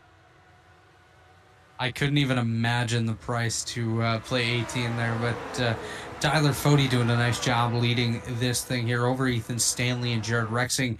Stanley now back to the bottom of Tyler Fode, looking for the opportunity to retake the race lead. Here comes Jared Rexing, the guy I didn't even know was in the race until about 15 laps in. Rexing to second, Fode to third there. Fode battling back on the high side with Andy Trupiano following in just behind him. There's Tago Asada, Cameron Rich hanging off of that top 4 as we ride on board with Tyler Fode in the number 40 Blue Egg marketing machine. Again, Blue Egg is the marketing department for small businesses, small business owners. Blue Egg is your biggest fan, and tonight they're Tyler Fode's biggest fan as well, as he does a nice job here in the second position, running down Ethan Stanley, who finally picked up a sponsor on his car and is no longer just running an all-black livery. Yeah, that's good for Ethan, and good for the sponsor that he was able to pick up. Ethan is a very talented driver, and good to see that he was able to find somebody that'll give him a little bit of financial backing, and let him continue his racing career. Most definitely agree with that. And Derik, on the top right of the race broadcast, we do see the Push to Pass podcast logo. Why don't you go ahead and tell us about what you got going on over there on Push to Pass, as we see Ethan Stanley and Andy Trupiano going for the race lead? IndyCar season ramping. Don't say up. that. That'll make me cry. It's over. Right. Yeah, I know. Right. But it's getting, it's ramping up. We had St. Petersburg. That seems like it was forever ago. And then we had a nice long break there. But the boys will be back at Texas this weekend, Texas Motor Speedway. Interesting to see that, the package they're going to have there.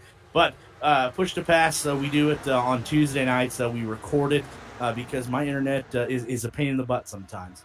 So we'll record it, myself along with Josh Roberts, and then the aforementioned RC Enerson will come in as the driver analyst. We'll have different guests come throughout the show as well. I know next week we're going to have joining us Ben Johnston, actually, of the Paddock's Eye, to recap Texas this weekend. And then we also, if you're into the betting aspect of IndyCar, which I know is just catching fire, we have Mike from Burnout Sports, Burnout Bets. If you want to know IndyCar and you want to learn how to bet IndyCar, then I would highly suggest listening to the advice that Mike gives out on a daily basis. We record the podcast Tuesdays at 9 p.m., and then it's put out on all of the social media platforms, YouTube, Podbean, for just you audio listeners on Wednesday. So definitely go check that out. Got some great guests coming up. Had the opportunity last year, and he's going to be coming back. If you listen to IndyCar on the radio, lead analyst there, Mark James. I've interviewed him. He'll be coming back here shortly. Tony Donahue will be coming back, and hopefully we're able to get some more drivers, and then the content we'll be able to bring you when we go to all 5 of those races. But definitely check it out. Go on Facebook, Twitter, find Push to Pass podcast. Favor that, give it a follow, because the content that's going to be coming out here for the 2023 season, you won't be able to find it anywhere else. Definitely sounds like one heck of a season coming up for you guys over on Push to Pass podcast. That's definitely something I'll have to start filling my ears with, start listening a little bit more, maybe learn more about the Dallara series, as we've started calling it here tonight, as on the racetrack. Cameron Rich leading the way over Ethan Stanley. Tago Asada back up into 3rd position there. Tyler Fode back to 4th. Now Ethan Stanley back to the lead with a push from Tago Asada here. Asada working his way by Cameron Rich, but Tyler Fode helping Rich on the high side here. A little bit of an arrow push to try to get him by that number 51 car. And looking a little bit further back, look who's cracked the top 10. Hunter Smith, after being involved in just about every incident on the racetrack so far tonight, he's found his way up inside the top 10. One thing to add, guys. Oh, you can go, Derik. Just quickly, I guess I think we're gonna find a lot of guys that we normally don't talk about are gonna find their way to the front here, as we have about lap 81, just for the fact that it's been a war of attrition. Yeah, one thing I'd like to add, I don't know if Cameron has raced the full season or what, but this track, this style of racing is right up Cameron's alley. I mean, I've raced with him for 5-6 years, and he loves loose race cars, lots of horsepower. I personally, in my opinion, think these cars do have lots of horsepower. He's great on the dirt, and like I mentioned earlier, the similarities of the dirt plays into effect here. So I look for Cameron to stay up here if he can miss some of this chaos. Yeah, Cameron's a very solid driver. Just about everything he gets into, he puts on a show and shows some great pace. We had him do 2 starts in the series, had no luck at Monza earlier on, but was able to be the runner-up in the series opener at Auto Club, and he's showing that similar pace that he showed at Auto Club here tonight by putting his number 47 Eisentech machine out front and leading over a very strong Tyler Fode and Ethan Stanley. Yeah, he's well-rounded. I mean, you see Cameron up front at road courses, you see him up front at short tracks, and then these big, super speedways, what I like to call them. He's up front all the time. He's been fast. He's been fast for a long time. Cameron's been around this game for a while. Absolutely. I think I've been racing with Cameron probably about 5 years now, and he's always been one of the most competitive guys out there, putting on a show, showing his pace, like you said, on dirt, on super speedway, short tracks, intermediates, just about everything you can find Cameron Rich towards the front. And he's got a nice livery there too, and I think Eisen Designs has given him a little bit of extra power here tonight. Yeah, they make some pretty awesome paint schemes. That's Drew Eisenman, which I think he's run a few races in this series as well. He has. Yeah, Drew's a good guy, and they make some pretty cool paints. Absolutely. As Tyler Fode looks to the inside and makes a move on Cameron Rich here. Look for Tyler Fode to complete that pass, and he does. Tyler Fode, your new race leader. Here comes Ethan Stanley on the bottom. Togo Asada and Chad Frankenfield now in the top 5. Frankenfield has not really been up in the top 5 whatsoever tonight, barely been inside the top 10, but when you're just about only to the top 10, I guess everyone works their way up inside that top 10 as Chad nearly runs into the back of Cameron Rich right there.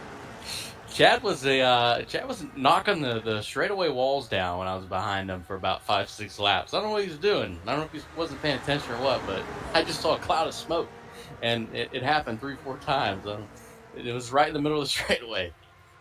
Yeah, knowing Chad, he was probably already planning the 2025 Elite Indy 500. He just gets so far ahead on those races. He's Chad's a teacher, for those of you at home that don't know, and I think his class, instead of watching movies or Bill Nye the Science Guy, they just watch old Indy 500s, and that's just about all they do in class. As Tyler Fode and now Tago Asada, the top 2 here. Well, would you rather watch 1920s war movies or old races? Man, if you dangle a Bill Nye the Science Guy clip in front of me or an old Indy 500, it might be a toss-up, depending on the episode. I'm a big Bill Nye the Science Guy person. I can't make fun of him too much. I watched the 91 500 from start to finish. Who won that one? Spoiler alert here, people. Rick Mears. Ooh. Is he related to Casey Mears? Yes. Oh, look at that. Part of the Mears gang. I think Dave was the only one around during 1991 Indy 500. Yep. Yeah, I was already out of high school. You were out of high school? Yep. Ooh. Poor Dave. Nope. Poor Dave. I'm almost retired. I was not born for 4 more years when that Indy 500 happened. I was at least born in 1984, so I was at least born. Yeah, no, I still got some time to get there. Yeah, I still have some years. As we see Tyler Fode and Togo Asada up front. Togo looking for his first lead of the night here at Indianapolis. This is another really well-rounded driver, Togo, all the way from Japan. Just graduated high school a couple weeks ago, and he's up here putting on a show. His family wakes up at, I think it's pretty early over there, and they come on and watch this race. As we're watching a clip here. Oh no, Logan, if you want TV time, you could just ask. You don't have to go for a spin here, as the 92 gets the inside and the outside wall. No, it would not bring out the caution here, Dave, because he's not on the racetrack, and there's no cars within a distance for it to flag it. So Logan, unfortunately, probably out of the race at this point, but no. He was probably tally. hoping we'd miss that. He most definitely was. I know the only driver that really does that on our stock car side of things is probably Harrison Talon, and he just follows it up with another one that brings out a caution. So it's quite the world here on iRacing.com. As Cameron Rich now back to the inside of Tyler Fode. This battle is going to continue all night long between these guys, and Togo's just starting to pick up a little bit more here. And I think we're looking to go 3 wide here shortly. No, he's going to stay in line. If it was Chad, he'd be 3 wide by now, but Togo just going to stay in line with Chad Frankfield on his outside. Yeah, I think these guys are noticing how hard it is to go 3 wide, especially late entry. There's some smart racing going on. And, when you only got 10 cars in the pack, you got to be smarter, or Dick Groot's going to be winning this thing in 11. Yeah, 100%. Nick is almost 17 seconds off of the race leaders. I don't think he has any incidents yet tonight. Let me see if I can pull that stat up. I can't, unfortunately. But I think Nick's in a good spot if something is to happen here. Yeah, his car looks pretty spotless so far. A little bit of dirt on that car, but has to be expected. 88 laps into this thing. They've been racing about an hour and a half now. So these guys still a long way to go, but Nick DeGroot kind of hoping that maybe something does happen ahead of him. I find it interesting. Johnny just talked about the racing that's happening when they go 3 wide, and that was something that we actually touched on as well. That you can go 3 wide here. It's probably not recommended, but you can go 3 wide. But they were trying to go 4 wide, and that's just when all hell broke loose. So I just find it interesting that something we talked about earlier in the race that Johnny brings up now at lap 89. Yeah, as there goes Chad to the inside. And I believe that was Cameron Rich smartly backing out of that. Oh, Chad actually up into Cameron Rich there, as he does quickly issue an apology over the communications channels. But Chad now going to fall back. And that's something that, if that were to happen 3 wide, that could have caused a massive wreck and taken out pretty much the entire top 10.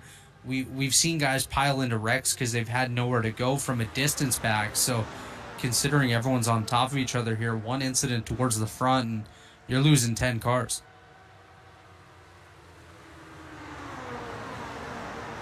I was also noticing too during this race, and everybody knows at Indianapolis there are braking zones. There's 1, 2, 3, and I think there's 4. When you get in a 3 wide position like that, the top guy can usually brake at the 1, middle guy about the 1.5, and then if you're down all the way at the bottom, the inside 3 wide, you gotta brake at the 2. If you don't, you're gonna push out. So there's these braking zones that you gotta follow. Like Fody here, when nobody's battling him, I don't think anybody's gonna get to his inside. He can drive it down almost to the 1. He can brake at it. Yeah, we've actually seen points where Tyler Fody would drive a good distance past the 1 very early on fresh tires, but definitely have noticed the braking point as well, where, like you mentioned, if you are 3 wide, you kind of have to know when it's your turn to back out of it. Otherwise, you could potentially cause quite a mess, as these cars can quickly close up on each other. As you do see Tyler Fody leading Tago Asada there, Cameron Rich hanging out on the outside, just a little bit back from Tago. Chad Frankfield back into the 4th position. Cam hoping that Chad doesn't get into him once again here. And another guy that's really done a nice job, of course, Andy Trupiano. He's been up inside that top 10 for quite a bit here. Is Cameron kind of getting a little antsy there. Here goes Chad to the inside, 3 wide. Once again, somebody just barely brushed the outside wall. Chad Frankenfield looking for the race lead, not going to be able to get there, as I think he just had to put so much force into that car to turn it with how late he ended up entering the corner.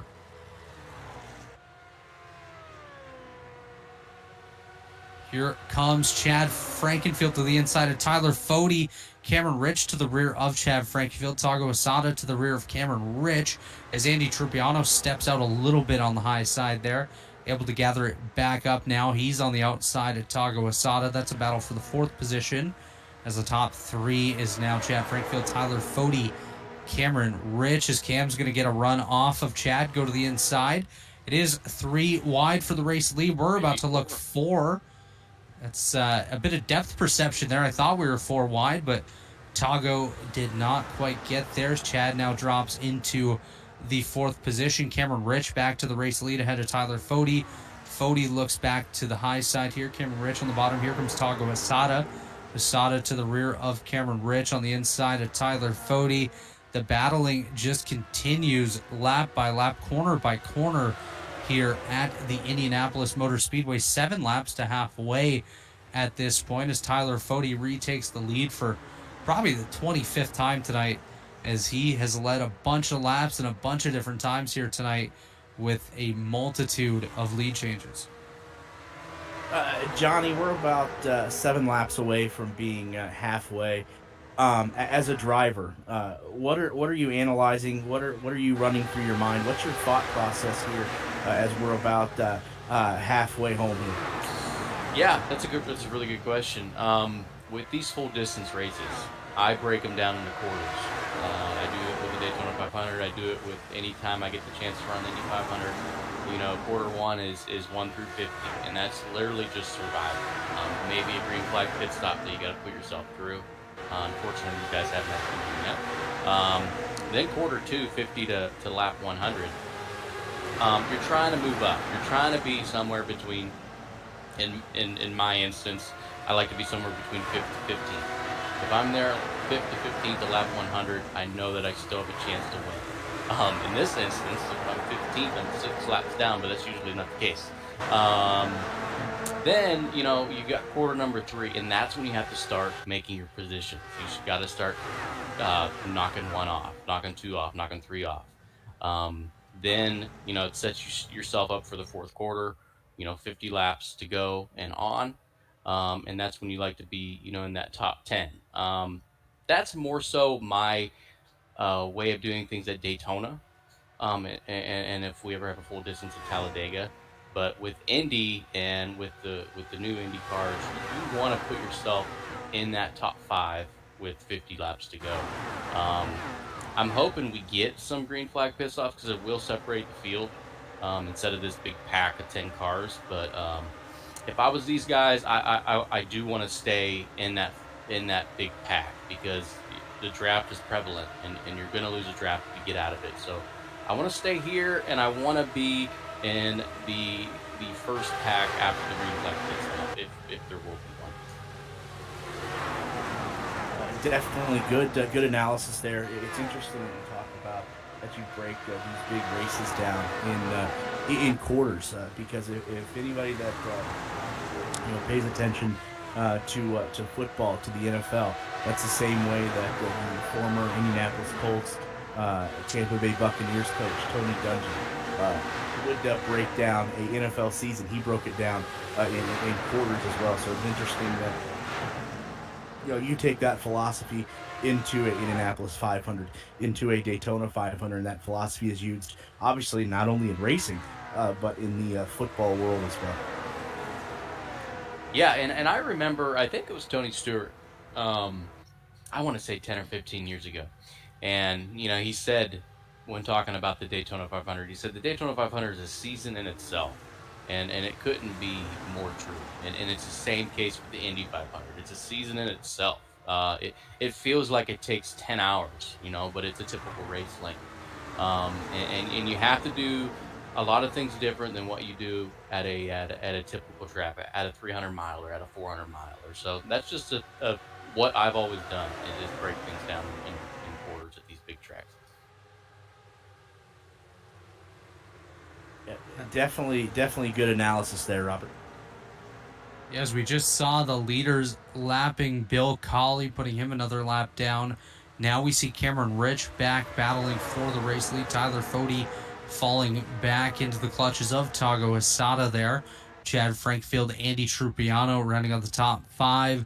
Ethan Stanley, Jared Rexing there 6th and 7th with Justin Fortner, Bill Tyler, and Hunter Smith in the top 10. This top 5 right here is all on top of each other, especially the top 4 where they're running 2 by 2. Tyler Fode just had a slight moment out of the corner there to allow Cameron Rich to clear him, as well as Tago Asada getting up there as well. He steps out just briefly as Tyler Fode nearly goes all the way to the bottom of the racetrack to get by the Tago Asada machine. Tyler Fode looking for an opportunity on Cameron Rich. He's going to go for it on the inside into turn number 3. Is Cameron Rich able to clear him there and maintain the race lead? Chad Frankenfield looking for an opportunity to get by Tago Asada and move back into a podium position. We're about 2 laps from halfway here, so these guys know that it's getting down to the later stages. Time to start working your way forward a little bit if you're further back in the top 10, or even if you're one of those guys that finds himself off of the lead pack. It's time to find a way to get back up there, as Jim Herrick is 6 seconds back and Nick DeGroot 25 seconds off the top 10. The only 2 cars outside of this lead pack at this point, as we ride on board with the man himself, Chad Frankenfield, as you see him right behind Tyler Fode. Yeah, definitely a lot of great racing. As we are almost halfway, as you mentioned, at lap 99, we're on board here with Chad Frankenfield, and we talked about earlier. We were on board with I think it was Tyler Fode, and I noticed how much the steering wheel was moving. It seems like here with Chad, it's a more smoother ride as he completes lap 99 now down into turn number one. What was the biggest adjustment, Johnny, that you had to make in this car here on this track? Was it the handling, or what was the biggest adjustment that you found you had to make? Yeah, I think I was more like Fody. My wheel was moving quite a bit. The handling of these cars, and I mentioned it earlier, is it feels like a dirt car in the center of a turn at any dirt track. Whether and it doesn't matter the car. It could be a street stock, it could be a sprint car, it could be a late model. Is you're constantly moving the steering wheel in the turn. It's Ooh, totally Cameron different. Rich, I think, just had an incident there. Yeah, he fell all the way back to 10th there, and he's falling. Whoop, Oh, he's back. tracker came back. But the cars always yacht out in the center of the corner. So you're constantly moving the wheel. Chad seems to be having a really smooth wheel. I don't know what the ratio is or what he's got in his settings, but my wheel was more like Bodie, where I was constantly moving it. And then I mentioned too about the forearms gets more of a workout, especially in dirt racing. You're constantly moving the wheel. Obviously, it's not as extreme in this race, but you still are. You're fighting it quite a bit. It's nice to have them because and Robert can relate to this. Is we rarely race loose race cars anymore. It's always pushing tight. So this is a nice change of form. Absolutely. And going from the usual tight to something a little bit looser can be almost shocking. It's you're driving totally different than you're used to, and these cars are completely different from anything else. So hopping from a heavy stock car at a track like Worldwide Technology Raceway last night to the Indianapolis Motor Speedway in a Lotus car is a huge change, and a lot of these guys are doing that tonight. So seeing this, I'm not jealous of these guys whatsoever. Yeah, a lot of guys don't like racing loose race cars, and I love it. Here we go. We got a crash. Yeah, that looks like Chad was involved potentially. Justin Fortner, those guys falling back. Chad actually coming back up now. Let's take a look and see what happened here on the RobilusPhoto.com replay machine. Looks like we're focusing in on Chad Frankenfield and Tago Asada here. Both of these guys running third and fourth, respectively. I believe that to be Chad Frankenfield. Actually, no, Tago getting into the back of Chad there, sending Chad for a spin. Couple guys just piled into that. Again, nowhere to really go. Tago went for one heck of a ride there. Up and over. Still tumbling right there. Oof. That is not good for Tago, and Chad definitely got a big piece there. I think we might be dropping below 10 competitive cars at this point, guys. Yeah, I think that was a case of a checkup disaster. Look, Chad, was I think doing the right thing there. He didn't want to, the guy in second. You have to go back to that. He was really slowing up. He was being really conservative, and then I think that's what started the whole thing. Cameron Rich, the second place car at the time.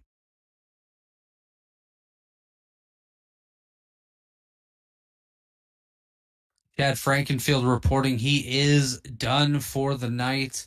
15 car out of the event. After looking at it, I think, it just looks like Togo just ran in the back of him. Togo just got in too hot. I think that took out 4 or 5 of our top 10 cars there in that incident. Tago definitely done. Chad has reported he's done, and a few more guys getting involved there. We're going to ride on board with Tago Asada here and see what happened from his point of view between himself and Chad Frankenfield. Chad goes to the bottom a little bit. I'm not really too sure. Again, just looking at this, and Johnny, correct me if I'm wrong, but on board here with Togo, he had nowhere to go. He got collected, barrel rolled. He had nowhere to go. Yeah, he's not anticipating Chad to go left there. He's anticipating. You're making me dizzy here. I know I'm trying to talk while I see all this. He's anticipating Chad to stay with Cam, and when Chad went down there a little bit, and I don't really put the blame on Chad either, but you know, Cameron didn't make the run, and maybe he should have made the run, and none of this would have happened. But Chad needs to be a little bit up there. You see Chad That's about like half that's lane like lower. no man's land right there. Yeah, absolutely. As I do believe Andy Trupiano and Justin Fortner both got pretty decent pieces. Oh my gosh. That looked even worse from that point of view. Wow. I'd like to see the drone shot of this because I'm curious to figure out why Chad's going to retire for the night, because on board it doesn't look like he had that much damage. What you can see right there at the end of that clip was his steering was way off, and I think in this car it's already tough enough to steer. If your steering is all the way to the side, it is not going to be good. Yeah, this is well after it. This is what took him out of the race. Probably did it right okay, there. that's probably why he retired then. Chad wanted to look like Tuggo right there and go for a tumble. That's a little glitch in this car. If you hit it in the right spot, it's going to go for a ride. Close your eyes. Riding on board the tornado camera here with Chad Frankenfield up and over, and his race is over at this point. Actually, steering looked a little bit better. Never mind. Your glove is not supposed to be in front of your face. You're fully turning full right to go left. I will say one of the road courses, I think it was Monza last season in the Cup Series, my wheel was totally upside down. I was driving it backwards, and it was very odd. But caution number 9 here, lap 105. Lights are off on the pace car already. It is Ethan Stanley, Cameron Rich, Tyler Fody, Bill Tyler, Jared Rexing, Hunter Smith, Jim Herrick, Nick DeGroot, and that is it. Everybody else either multiple laps down or out of the event. Would it surprise you to see that number 88 machine or 89 rather, that has been at the back of the pack all night is now up to 8th due to attrition? Would it surprise you to see that machine P1 when this is all said and done? No. There's nothing else to say. Absolutely not. Green flag is back out. Ethan Stanley on the loud pedal there ahead of Cameron Rich. I mean, Nick DeGroot right there starting 20 seconds off the pace. He must have picked up damage at some point. Tago Asada just got the tally in the incident between himself and Chad. So Nick must have gotten damage at some point to be sitting on pit road that long. It appears almost every caution, as he's already 15 seconds back of the race leader. So, I mean, if his trend continues like this every pit stop, it would surprise me to see him at the front. But if he can get a clean stop and clean run in, absolutely not. It would not shock me to see him at the front.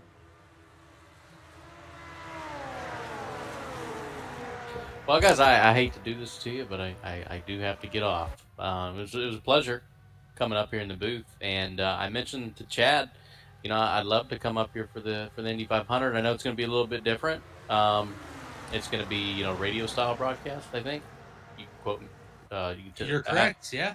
You can say if I'm wrong, if I'm not, but I'd love to be perched up there somewhere in turns, 1 or 2, 3 or 4, don't matter. But I appreciate you guys having me on. Thanks for joining us tonight, Johnny, and sorry for your luck out there, but you get to go to bed a lot earlier than anybody else, so I think you're still a winner tonight. Yep, that's right. See you guys. Good stuff there. Hopefully you enjoyed Johnny's time up here in the booth and learned a thing or two about iRacing and the perspective from the driver there behind the wheels. We are at lap 107. It seems like we've been here all day, but we're at lap 107. We are down to 8 cars, if you can believe it. 8 cars on the lead lap. Ethan Stanley is your race leader, followed by Tyler Fody and Cameron Rich. So interesting. We have a handful of laps left. Only 8 cars on that lead lap. So a lot's going to be able to play out, I think, between now and lap 200. Absolutely. 93 laps remaining in tonight's event. We're about 2 hours into this race here, so a little bit longer to go. As Ethan Stanley leading the way over Tyler Fode and Cameron Rich, like you mentioned. It's been nice to see quite a variety of drivers leading this race or towards the front, and races like this that produce the attrition give guys that we don't normally see winning races or competing for the win have an opportunity to potentially get that victory. I'm looking at a guy like Cameron Rich, who we haven't seen in victory lane in Elite yet, as well as Hunter Smith. I don't know if he's won an Elite race yet. If he has, he hasn't won many. Jim Herrick, I know he's not won a race yet. So any of those guys, if they have an opportunity to pick up a victory, I think that would be pretty darn cool, as we do see Stanley and Fode battling for the race lead. Cameron Rich right there as well. But, I wasn't expecting this much attrition here tonight, especially considering we haven't really had that many huge incidents out on the racetrack.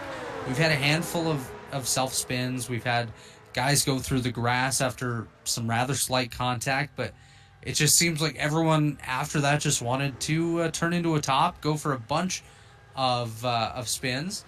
As Dave throwing up his homework on the screen there, learning what 2 + 2 is here tonight, Dave. It is, in fact, 5, just so you know, as Ethan Stanley is leading the way. Well, at least we know David can't say that the dog ate his homework. As you see, he flashed his homework up there on screen. Working on some graphics for next week. Dave getting some graphics together. This guy right here, Dave Huckleberry, is the mastermind of all of our production graphics. So thank you to Dave for everything he does for us here at ERN. And, Jonathan Cutlip, our race controller tonight, doing a nice job feeding us all the information we need. Chad Frankenfield for everything he does behind the scenes. I know races like this are something that he gets really excited about and puts a lot of work into. Even something like this, where this season we were never supposed to run this car. We were supposed to run the other open wheel car that we're not going to name, and then that was kind of thrown away a few weeks before the season. So Chad scrambled, put something together, built a community in these Lotus cars, and definitely have to give him credit for that. Obviously tonight did not go even remotely close to what he was hoping for, but he's still got to be happy with the amount of drivers that are here and the quality of racing we've seen at the front.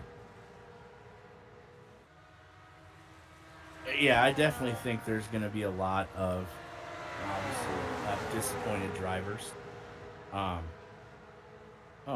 you go. That's an interesting note. But, there's going to be a lot of disappointed drivers, as we only have, 8 drivers on the lead laps. So, not only is Chad and all the work that he put in to prepare for this race, but those other drivers that put in just the amount of work, if not more, that are going to be disappointed with their finish as well.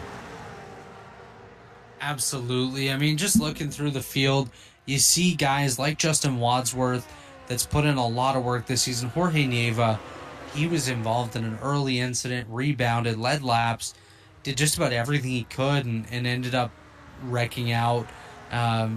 Seb Alexander showed some great pace tonight. R.C. Anderson, of course, parked it earlier on. Not sure what happened there. So as of right now, obviously field kind of spreading out a little bit. Looks like we're going to settle in at this point. We're going to take a commercial break here on the Elite Racing Network. We'll be back in about 2 minutes time, and we'll carry you through with a bit more Robilas Photography Classic 500 presented by Rich Marr Florist. Racing isn't easy, but experiencing it is. iRacing puts you in the driver's seat with the industry's leading sim racing game.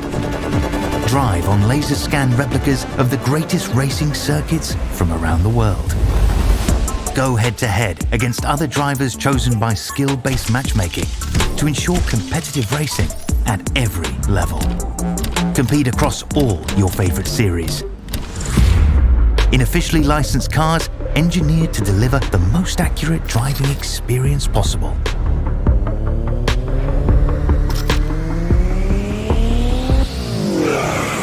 Join a race or host your own with players from across the globe. Race against the computer or in a league with friends. Feel the thrill behind the wheel. Visit iRacing.com.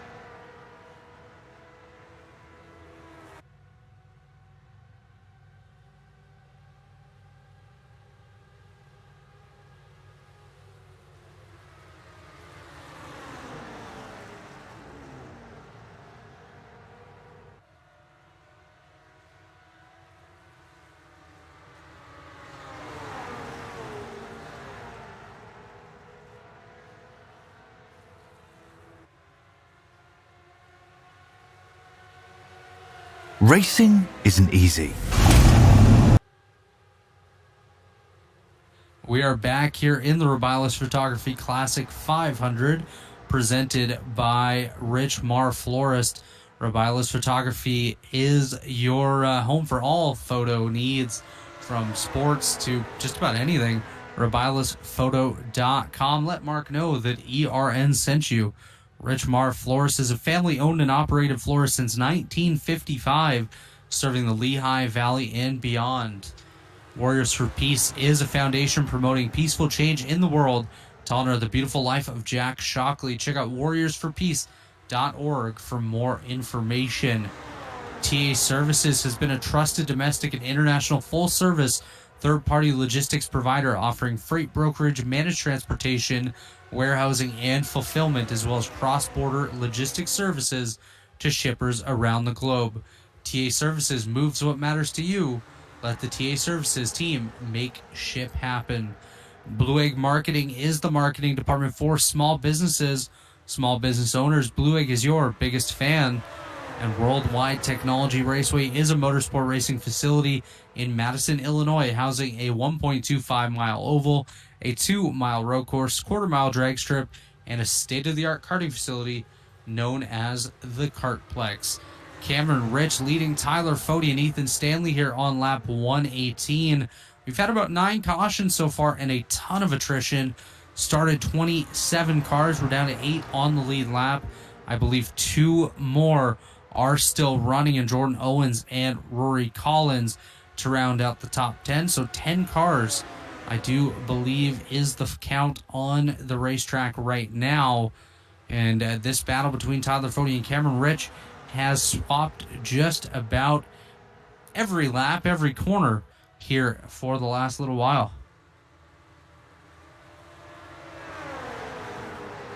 Yeah, a lot of racing up front there, as we see as the laps start to tick away. But what a interesting race. I don't think any of us could have predicted that we would be down to 8 cars on the lead lap at lap 119.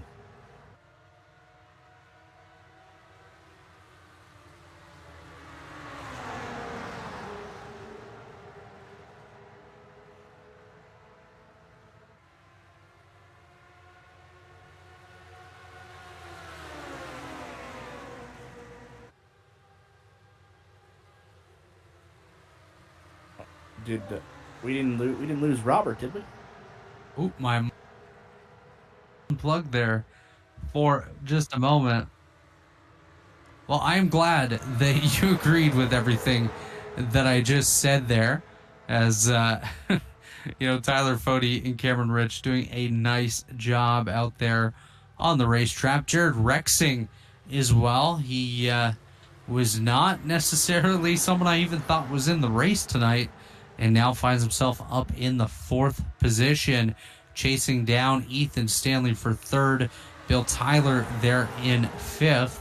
Hunter Smith has been in a few wrecks tonight, finds himself 6th. Jim Herrick there in 7th. And rounding out the lead lap cars is Nick DeGroot back in the 8th position. Guys, 120 laps in, 81 to go still. What are your thoughts on the race so far, what we've seen and what we may see going forward? I think this may come down to which driver can keep their nose clean. Obviously, with just 8 cars on the lead lap, 8 cars left in the race. So which cars are going to be able to keep their nose clean with the remaining laps that we have left? I think that's going to be the biggest challenge, and whoever can figure out how to overcome that challenge is going to be the one holding the checkered flag at the end of this. Yeah, no, I definitely agree with you there. It's all going to be about just being able to remain consistent, keep your car clean, which is something a lot of guys have struggled with tonight, and just staying in a good position to have the opportunity to compete when it comes to the end of this race. Another thing that a lot of these guys might be getting to the point of, Johnny Thomas mentioned that it's kind of a workout for your arms working this car, and these guys still have probably upwards of maybe 2 hours of racing to go at this point. So who's going to be able to handle the fatigue that they're going to feel as well? And if we do stay green, they're going to start getting to the point of being exhausted as well, without being able to take a break for some water or even just a breather. Yeah, absolutely. It's going to, at some point, I think it's going to have to be rather mind over matter as these laps slowly tick away, and not only fatigue out on the track, but fatigue up here in the booth as well. Absolutely. Dave Huckleberry did mention that he has not eaten any dinner yet, so he may start getting a little hangry, and if you hear some weird noises coming from the booth, I don't know. I was just texting my son about that. And what I can do to maybe get a little... we don't have Uber Eats in my town. It's too family. There you go. Your town's too small for Uber Eats? How about DoorDash? We may have DoorDash. We do have a McDonald's. We have one McDonald's. We have DoorDash. You have one McDonald's, Dave? Yeah, we're getting a Taco Bell. Big news. We're going to have a Taco Bell in May. I have 3 McDonald's on my street. I'm not even lying. I have 3,000 people in my town. What do you? Oh, I have a million. Dave, you sound like you live in a town that I grew up in. About 3,500 people in Northwest Ohio. You have a McDonald's, and again, it's just ironic that there's McDonald's there, and then they're getting a Taco Bell as well. So it's just too ironic. We have 2 stoplights. We have a Pizza Hut. We've had a Pizza Hut since the 80s. That means you should get some Pizza Hut tonight, Dave. Maybe some stuffed crust. There you go. Ooh. Well, they at least deliver, so you don't have to worry about DoorDash or Uber. At least Pizza Hut delivers. Not here. They have curbside, but that doesn't help me. I can put you in. You have a curb outside your house. I can put you in green flag mode and it's run up there real quick. You got a curb outside your house, don't you? Right. Take a curbside to your house. Also, getting close to 10 o'clock. Hut, Dave. 10 o'clock in central Indiana is when everything shuts down. Oh yeah, things don't shut down here till like 2 in the morning. So let's see, Dave. You're in central Indiana. Well, you're in my neck of the woods then. Yep. Maybe you guys are neighbors. Derik, can you go get Dave some food? You know what? I may have to. Here's if you were to jump in the river in West Lafayette and float for about 25 miles, you would be in my town. There you go. Are we about to discover that Dave and Derik are truly neighbors No, Find because out in just a moment. he'd have to float a little farther than that. Dave floats really quickly. I'm guessing that Derik lives closer to the White River than Wabash River. I The would, rivers are good, or what? Well, I would say Dave's right on that because you don't want to float in the White River because you Usually may you're find dead. things that could be fish with 3 eyes. You know, it's hard telling. Extra We get- protein, I guess. We get that too. We're downriver from like the Eli Lilly and a lot of those pharmaceutical companies, so we have pretty well medicated fish around here. You can fish if you want, but you can't eat them. Well, if you're fishing fish that have been by the Eli Lilly plant, maybe you'll get some free insulin or something in those fish. So That's right. Eating those fish Save lower a my bit of type money. 2 diabetes. that's right. That's right. You gotta eat those diabetes fish. Yeah, you may want to stay away from those. Yeah, no, that doesn't sound not very good at all. As we have 75 laps to go, we're about 50 laps away from the point that Alex Ned really gets excited as the ticker turns over to 25 to go, but 75 here. Tyler Fody leading, Cameron Rich, Ethan Stanley, Jared Rexing, Bill Tyler, Jim Herrick, Hunter Smith, Nick DeGroot. Jordan Owens still 2 laps down, needs 2 more cautions to get back on late lap after losing those positions due to a connection issue. Does this series have the lucky dog? I don't think it does. I'm not sure, actually. I do believe so, as I think he was 3 laps down earlier. You might not have the lucky dog, but I do believe you still get a wave around if you're ahead of the race leader. Oh, okay. So depending on where the caution comes out and where the... That's exactly it. So if these guys were to pit and Jordan stays out, he may get a wave by. That's to be determined. Of course, at this point, the way these guys are racing now, it's kind of like they've all settled in as we see somebody on pit road. Justin Fortner, I do believe. I didn't even know he was still in the race. Good for you, Justin. Still out on the racetrack. Is Chad Frankenfield on the racetrack as well? Yes, he's back out now. Chad Frankenfield on the racetrack. Ladies and gentlemen, boys and girls, I know he probably is going to replay this race tomorrow in his class. If you're watching, there's your teacher right there, Mr. Frankenfield. Chad J. out there running in the 15th position in car number 15. If he parks right now, that looks perfect on a scoring tower. The 15 and 15th. I like that. But, Chad just out for a little ride at this point, folks, as he unfortunately was caught up in an earlier incident. Justin Fortner reporting that he, I do believe, is out of the race with mechanical issues at this point. Unfortunate for him, as he is sitting in his car still, maybe hoping that they can get that fixed up. But, hey, there they go. Justin Fortner got that thing fixed up just enough to continue just turning laps at this point, guys. Bubble gum and baling wire and back out on the road he goes. They don't ask how you did it. They just saw that you did. So that's all that matters for Justin Fortner at this point.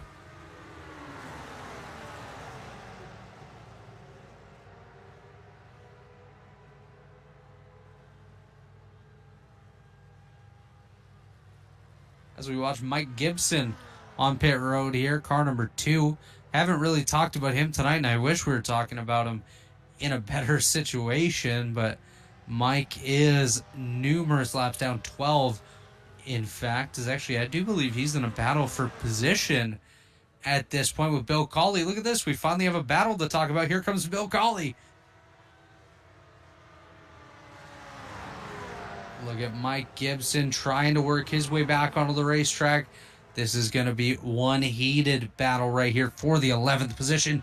There's Bill Cawley tracking him down just a little bit behind. Bill Cawley has his eyes set like a heat-seeking missile right here to grab that 11th spot. Mike Gibson's car is not turning whatsoever, so I don't know that Bill Cawley will have too much issues getting that spot, but Mike's going to do what he can to try to hold on here. Yeah, even though as we ride on board here, Mike's having issues with the car turning. But remember, we were looking at other cars earlier, particularly Tyler Fody, who's in P1, and that wheel was moving ever so much, as we see here. But Mike Gibson was having issues turning like we were witnessing, still smooth with the hands. Yeah, no, you're absolutely right about that. And I think some of this is driver input as well. That's just a little bit more steady than some of the other guys. Tyler Fody was battling the race car a little bit earlier. It does look like he's still having those issues at this point. Just trying to do what he can to keep turning the car and keep going, as he's actually started to pull away from Cameron Rich, which really is the first or second time tonight that we've really seen that Really? on He the has? racetrack. He was. Every time I say something tonight, Dave, it just flips around in my face right away. So I'm going to say, Jim Herrick is currently leading the race, guys. And he's going to come up and do that here in a second. 70 to go, boys, here at Indianapolis Motor Speedway. And, while we have some time to fill, why don't we, let's talk about the open wheel Dallara stuff again here, Derik. What race are you looking forward to the most on the schedule this season, and who do you think might be a breakout driver on the circuit this year? Well, obviously, being in the Indianapolis area, always circle that day right before Memorial Day, the Indianapolis 500. Definitely looking forward to that. I said at the beginning of the year on the podcast that not only do I think that Pato O'Ward is going to win the Indianapolis 500, I think Pato O'Ward is going to win his first points championship there for Arrow McLaren. So that has been my pick. But I think somebody to watch out for, particularly this weekend, is actually I have two. Let me walk that back. I have two. The first one I think is Benjamin Peterson. I think he is going to make up for his mishap that he had right there at the beginning of the race at St. Petersburg a couple weeks ago, where he accidentally hit Devlin DeFrancesca broadside and sent that car up in the air. So that's one person I think that's going to bounce back. And then from a betting aspect, if you wanted to go crazy and throw a dart at the dartboard, look at Stingray Robb. First, I think that's the coolest name in racing is Stingray Robb. Yes, but he is 60-1 odds to finishing at in the top 5 at the Texas Motor Speedway this weekend.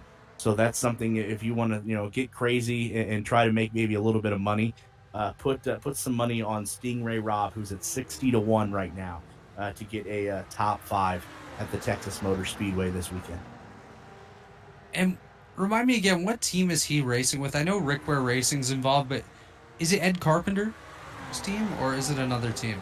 No, Stingray Robb, I believe he is with Dave Malukas, the HDM Motorsport outfit. Let me double. Yeah, Dale Coyne. There you go. Let me check on that because I believe that's the Dale Coyne and Rick Ware racing car, like you mentioned. Let me double check that, but I'm pretty sure that's who he has signed on to. Let me pull up his page there on IndyCar. Yeah, he is with Dale Coyne Racing with Rick Ware Racing. So yes, he is teammates with David Malukas, who had a great 2022 season as well for HDM Motorsports. Yeah, I definitely heard some great things about Dave Malukas last season, and it'll be interesting to see how he does throughout the rest of the year. And I know a popular name from Formula One that's now in IndyCar is Romain Grosjean. And do you think he has a chance? Depends on what you mean by popular. Well, he's well known. Well known. There you go. Well known. We'll give you he is well known. Yes. He had a breakout rookie campaign again in that aforementioned number 51 car for Rick Ware, and then he was signed by Andretti. Interesting thing about Roman, and I think Dave kind of knows where I'm going with this. He has a reputation for being a over aggressive, I think is Fair. the word I'm looking for. Over aggressive driver. So there are a lot of people in the paddock that he kind of rubs the wrong way, so to say. He's But the Chad you know, Frankenfield of open Dave, wheel you know racing. what? I I was was gonna thinking that. I was gonna use that, but I was like, you know what? I better And Chad not. would love that. He's a. But Roman yeah, is he the does. Chad. Yeah, Roman. He is the Chad Frankenfield, as you guys say, of IndyCar, and he is not, like I said, he is not as popular in the paddock as what you would think.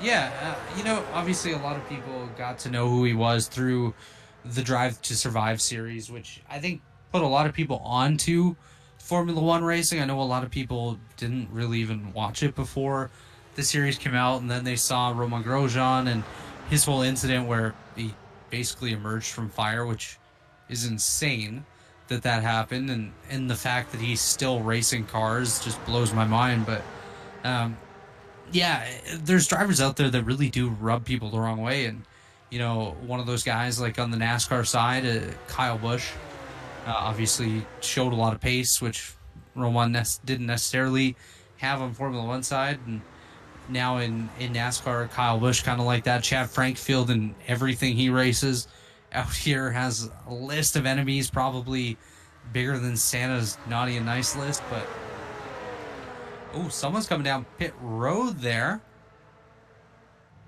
I do believe that's one of our lap cars. Not sure which one, but Justin Fortner once again. So Fortner not having the best of nights tonight. Still out there though, so doing a lot better than half of the field. Here's my theory, Robert. I've had a car like this. He must have an oil leak, and he has to come in every couple of laps and put in more oil. I had a 77 Chevette that was just like It's How's definitely that? possible, and How's you that know, for on expert analysis? that is great analysis right there, Dave. And so I've had glad an that old car. That's an old car. And That's you why know, that- I that's think why that happened to Lando in the Formula One opener a couple weeks ago, and that's a similar thing. But go ahead, Derek. That's why Dave gets paid. That's why Dave gets paid the big bucks. Right. That's right. He is the highest paid broadcaster in the entire broadcasting industry. No one else is going to come up here and talk about 19. Now, Mazda's, Gerald might. Well, that's because no one else was around in 1977. Thankfully, I didn't drive it in 7.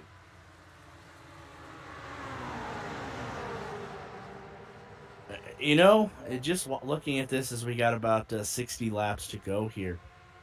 If I'm Nick DeGroot, all he needs is a caution. If he gets one caution, he catches the rest of this field. That's all he needs. 100%. 100%. One One caution. caution. Just going to be really hard to get a caution with a few cars. But it's definitely a possibility. It'll definitely be a game changer for him. It will be interesting to see as we are coming up on lap 140. So 60 to go. You know, I can't imagine what it's like, you know, announcing the 24 hours of Daytona where you got to find, you know, content to talk about for 24 hours because we're struggling here in just a few amount of time that we have. Can you imagine what it would be like having to talk about racing for 24 hours, finding content to talk about? We That's did what a I think. 6. I think it's that part that's the coolest part to watch of the 24-hour Le Mans. Watch the overnight stuff because they do get weird in the open. All right, They let's talk about some wild stuff. Let's talk about what size are your shoes, Dave? Beats me. I Dave, don't know. versus- I've been a remote worker for 3 years. I don't care much anymore. well, how do you go outside to get your DoorDash? I don't. They Or come your to my Uber. door. That's how DoorDash works, man. Oh yeah, that's right. If I had to go outside, that's not wait a minute. DoorDash. Wait a minute. Okay, you want to get weird? Okay, I got. Let's get weird. Well, okay. So I'm driving. I was driving. You're in to- at night. Yeah, yeah. Like you know, like Mama says, nothing good happens after midnight. I'm driving over. Actually, it was over by the track. There is a Hispanic place that makes tamales. On my dad's birthday today, so he wanted Happy tamales. birthday. Yeah, so I'll take them home to him tomorrow. But I'm driving there, and I turn onto the road, and there's a lawnmower shop that is on the way to the place, and I look over, and I swear to goodness, this guy that was looking at lawnmowers, he had a t-shirt on. I swear to everything, he didn't have any pants on. Dave, were you buying a lawnmower today? Dave was No, eating was not tamales me. and buying lawnmowers. Oh, that is wild. That is very wild.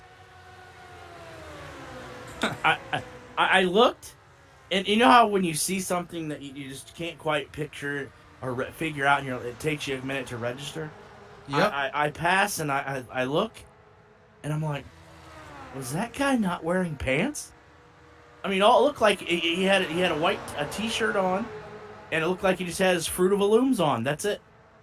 At least he was wearing his Fruit of the Looms, though. Is Also, that one did that- you know? Did you know on the topic of Fruit of the Looms that they made basketballs as well? That must not have caught on, because I've never seen a Fruit of a Loom No, basketball. they own. I think it's Spalding that they own the basketball company, which is very interesting. We're watching Mike Gibson. Mike, you got TV time, buddy? Oh no, not like that. He's pulling the Logan Simmons right there. Outside inside, exact same spot as Logan Simmons right there. As Mike Gibson just wanted a little bit of TV time for the people at home in the Mike Gibson fan club. Well, another person that's probably was in that Mike Gibson fan club was Nick DeGroot, but since they didn't throw the yellow flag, he probably yanked his card and stopped paying dues. Absolutely. As looking at how far back Nick is from these race leaders, if they're to stay green, there is potential that Nick could end up getting lapped at this point. I don't know that they will. I don't know how much fuel they have left at this point. So that could be a game changer as well. But very interesting to follow along, as actually Chad Frankenfield might have been a fan of Mike Gibson there as he moves up to 13th. And just a reminder, top 12 here tonight are going to pick up points. Chad is 7 laps behind Craig Forsyth for the final points of the evening. And this race could be a game changer in the points overall, as there are a lot of points up for grab. 1,000 points to the race winner tonight.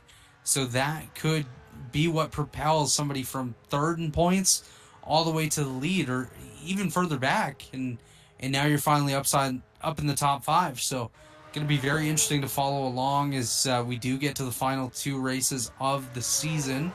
We're going to be back next week and the following week for the finale, and then no break between that and the start of our radio broadcasted open wheel series that will be starting soon. So that'll be interesting, as Cameron Rich, Tyler Fody still battling for the race lead. I think they've been doing this for about 12 hours now, where they've been battling for the race lead, and I think pretty soon it should be time for the driver swap that I just randomly thought of that would be pretty darn cool in a race like this. Yeah, it definitely seems like we've been racing for 12 hours now. As you see, Tyler Fody completing lap 145 has the lead. Cameron Rich right beside him in second place, and then Ethan Stanley, I believe our points leader, Ethan Stanley in third place.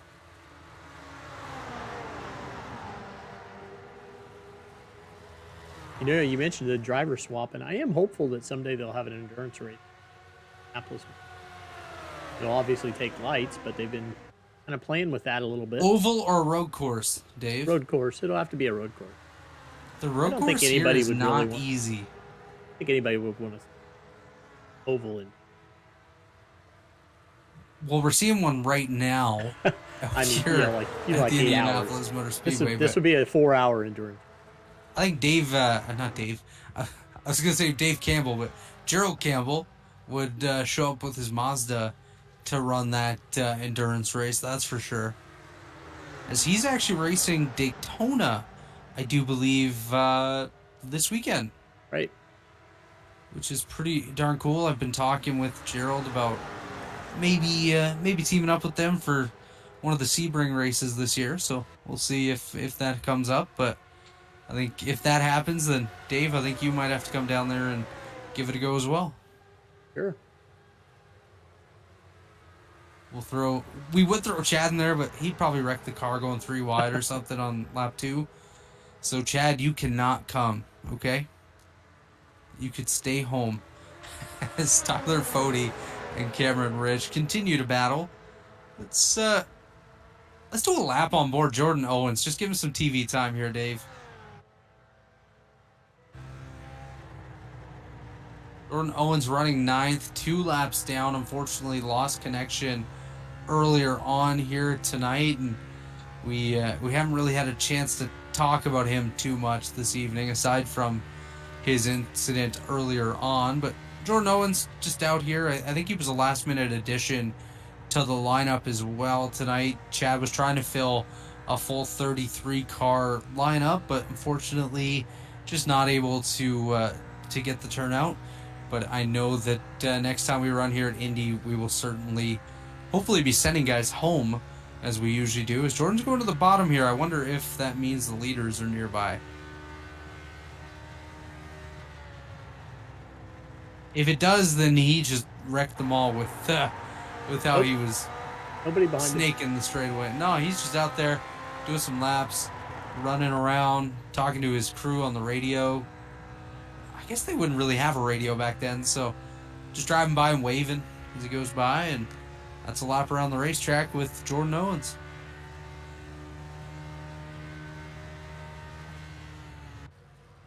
Zoom.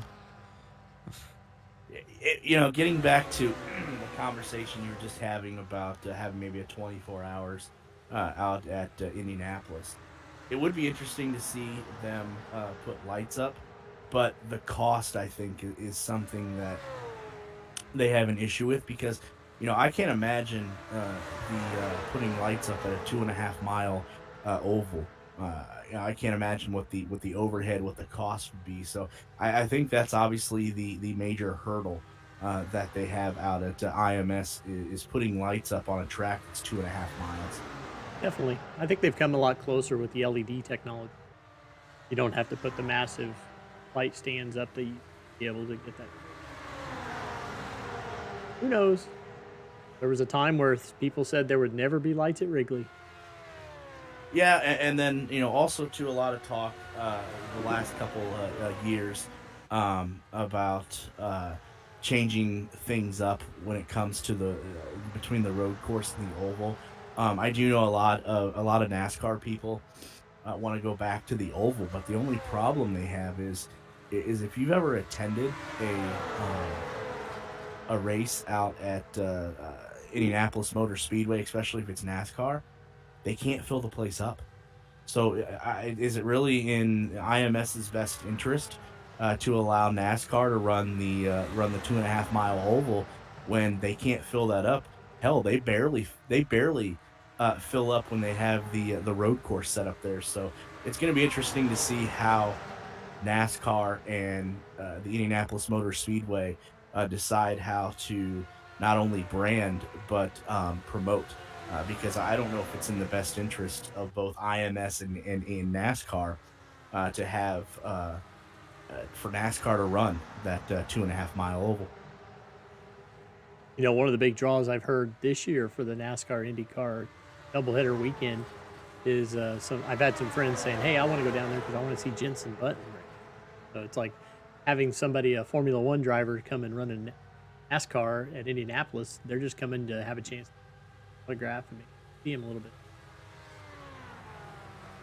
Oh, I think I think having that weekend where NASCAR and IndyCar are at the same track at IMS, I think that's great. I think it's great for both sports, and you'd be surprised at the amount of NASCAR drivers that will watch the IndyCar drivers when they're out on the track, and then vice versa. And I'm wondering if that's where you're getting Ooh, a Oh, lot Cameron of Rich in the wall. oh, here we go. This is the caution if they throw it that nope, they've he been kept looking it, for. kept it Nope. going. Rubbed the side of his tires. You know, you were mentioning the fact that the drivers from the different series would watch each other during the race weekend, and the one thing I noticed at COTA this weekend was a lot of drivers from IndyCar, from Formula One, mentioning how they were watching that NASCAR race at COTA. Of course, it helps when you have guys like Jenson Button, Kimi Räikkönen, Connor Daly, and Jimmy Johnson in the field, but just the fact that the guys are watching each other, supporting each other, is pretty cool, and that definitely does help the growth of the sport, and maybe grows the interest of guys doing some crossovers. Of course, next year and the year after, we're going to see Kyle Larson in the Indy 500, which I think is going to be pretty darn cool to see.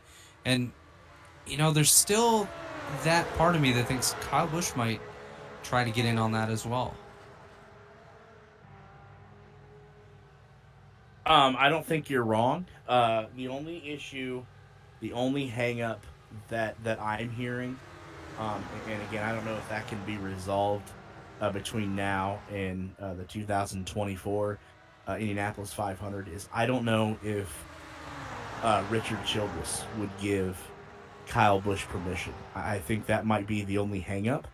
But it would not surprise me too to see Childress throw some cash in, because you know, believe it or not, unlike NASCAR, and I think both of you know this, unlike NASCAR, it's totally up to the drivers in IndyCar to get sponsorship.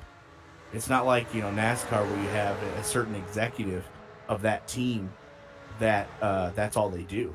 It's up to the driver to find sponsors. So it wouldn't surprise me to see maybe Childress throw some cash in. I think Kyle Busch would be a great fit with Arrow McLaren, for example, because look at Arrow McLaren in 2024. You're going to have your three cars, Pato O'Ward, Felix Rosenquist, Alexander Rossi. I think the wild card in that is going to be Alex Palou, because I think Alex Palou ultimately wants to drive Formula One. But if you want that fourth car for the month of May, as they do this year with Tony Kanaan, who would be a perfect fit for that? Kyle Busch. 100%. It would bring some publicity to that extra car as well. I mean, obviously Tony Kanaan brings a fair bit of publicity on his own, but a guy like Kyle Busch would definitely put himself under the microscope and in the spotlight doing a race like that. And you mentioned the fact that in NASCAR the drivers don't have to go and get their own sponsorship.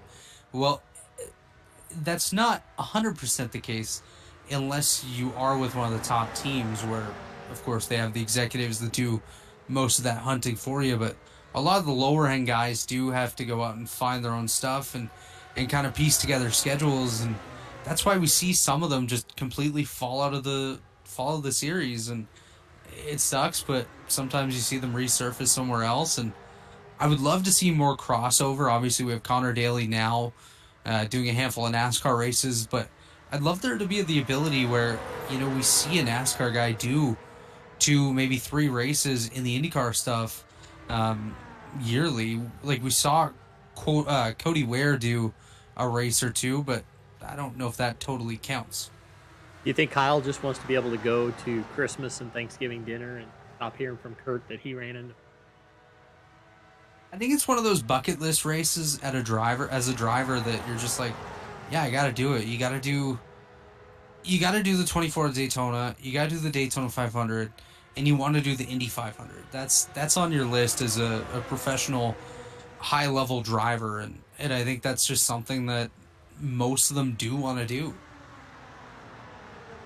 You know, look at, you know, you talk about, you know, bringing new eyeballs to IndyCar, because I think that's the one thing I think IndyCar is missing, is they have such a broader audience that they can reach. But look what Jimmy Johnson in his 2 years an IndyCar did. I think it brought new sponsorship with Carvana, the American Legion now, and I think it brought more curiosity, because think about all of those Jimmy Johnson fans when Jimmy Johnson was in NASCAR are riding on board here with Cameron Rich in position 2. But think about all of those fans as we have just under 40 laps to go here. Tyler Fode out in front, Cameron Rich, who we're riding with there in second, Ethan Stanley in third, Jared Rexing right outside the top 3 and 4. But all of those Jimmy Johnson fans that when he retired from NASCAR and then the news breaks that he's going to IndyCar, I don't know the exact number, but I would have to say it's probably a high amount that were Jimmy Johnson fans in NASCAR that moved over and started following and picking up IndyCar when they heard Jimmy Johnson was going to that circuit. So I think there's going to be a lot more drivers, like you said, Kyle Larson this year doing the 500. Is it this year or next year? I can't remember which one it was. Next year and the year after, from what I'm hearing. Okay, so you have Kyle Larson, and I think it wouldn't. It would not surprise me to see Jimmy Johnson do both the 500 and the Coca-Cola 600 as well. Yeah, no, I definitely do agree with that. That's something that we will likely see at some point. Is Jimmy attempt that double before his career comes to an end, of course, and it'll be very interesting to see who does it.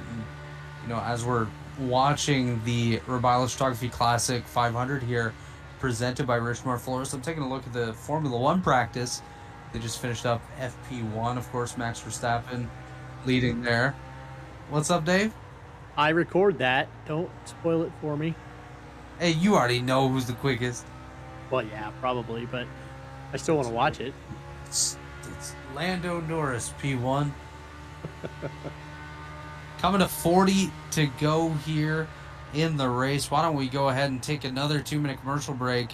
When we come back, we'll take you to the end of the action here in the Robiles Photography Classic 500, presented by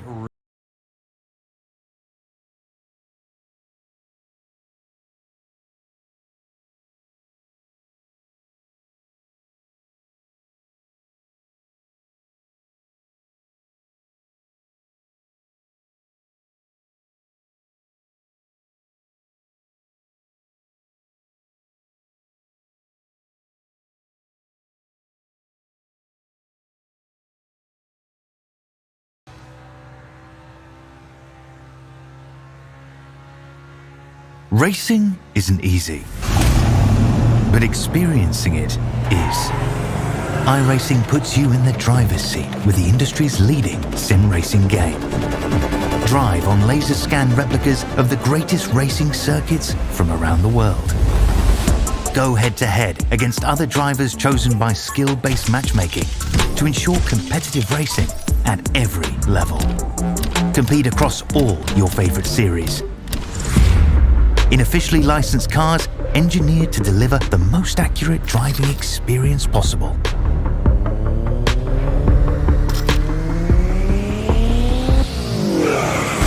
Join a race or host your own with players from across the globe. Race against the computer or in a league with friends.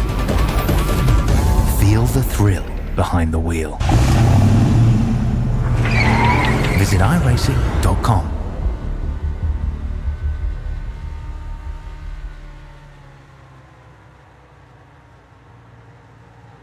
We are back here in the Robiles Photography Classic 500, presented by Richmar Florist. Visit robilesphoto.com for all your photography needs.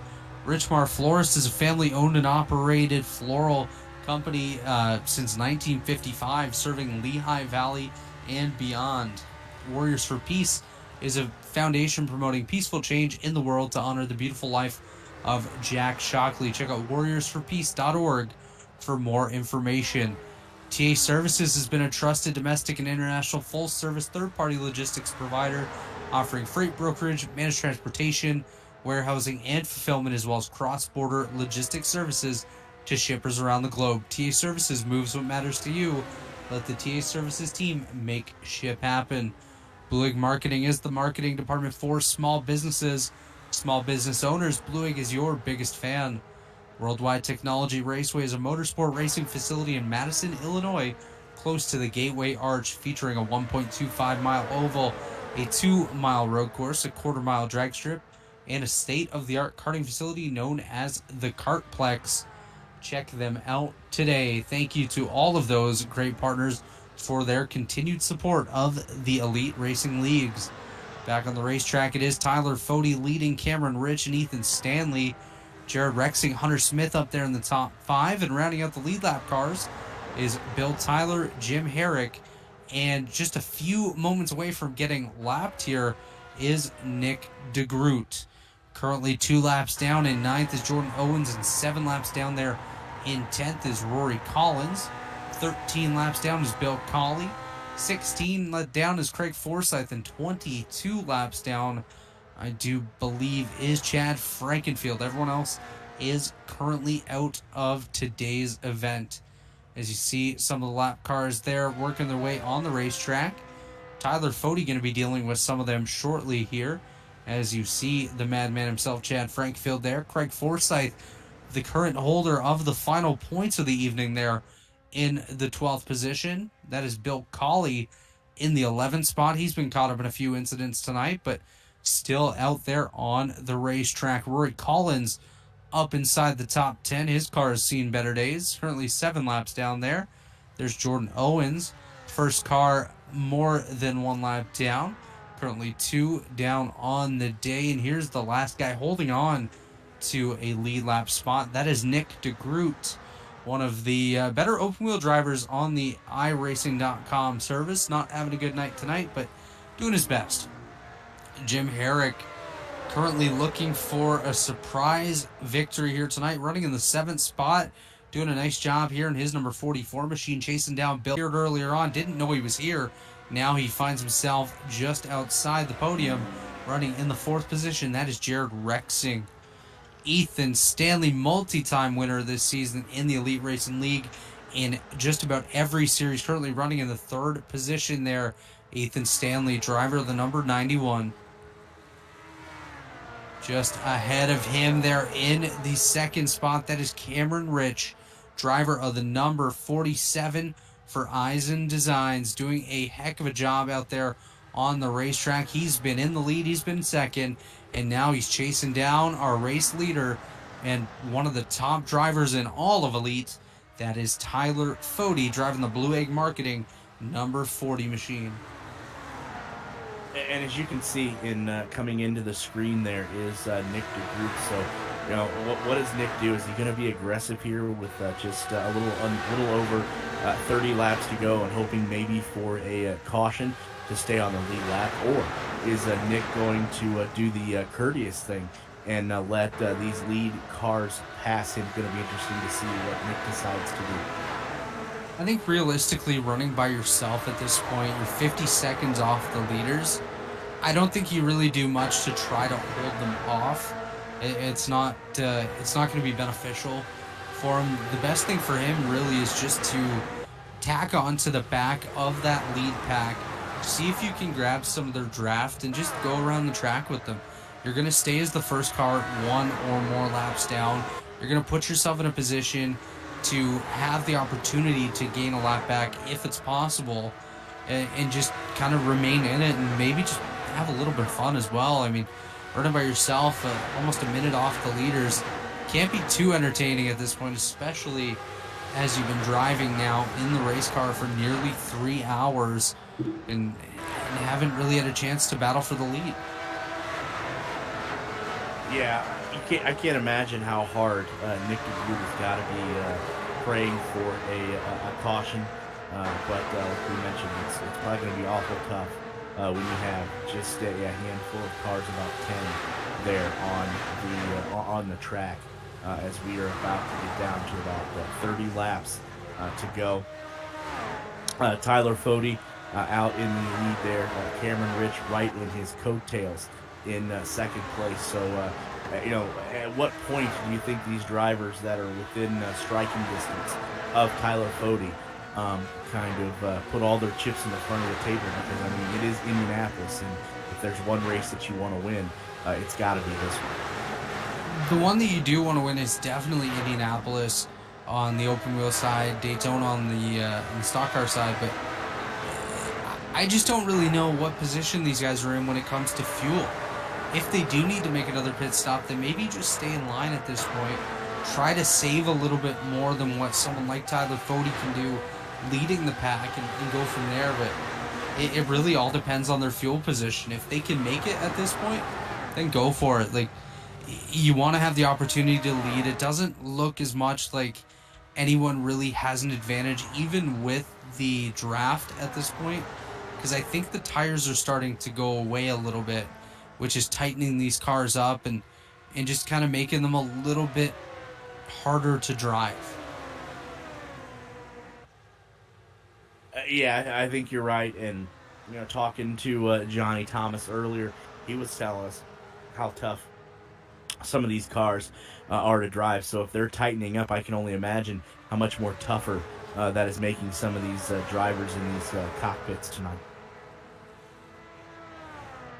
Yeah, definitely not an easy thing to do for these guys. As you see, Chad Frankenfield as well as Nick DeGroot just ahead of the race leaders here. They should get them within a lap or so here, maybe 2 laps, as they're getting to that point, like I mentioned, where the draft not being as effective, as you're going to have to slow up a fair bit more for the corners. I can imagine, Dave, I know you have live timing. How far off of their quick times are the guys like Tyler Fode and Cameron Rich at this point? Looking at Tyler Fode, his best time was a 53.94, and his last lap was a 53.98. So about 4/100ths of a second. Okay, so nothing at all. No tire fall off at all. Probably maybe offset by the fuel reduction. Maybe. That's exactly it. So I guarantee at this point these guys are running pretty light right now, and we may be getting close to a green flag pit stop. Because we've been 70, almost 70 laps our last pit. Yeah, that's a long time out there. Yeah, it absolutely is, and I think that's what this is probably going to come down to, as we see somebody falling off there. That's Chad getting out of the way. Frankenfield, yeah. Oh, okay.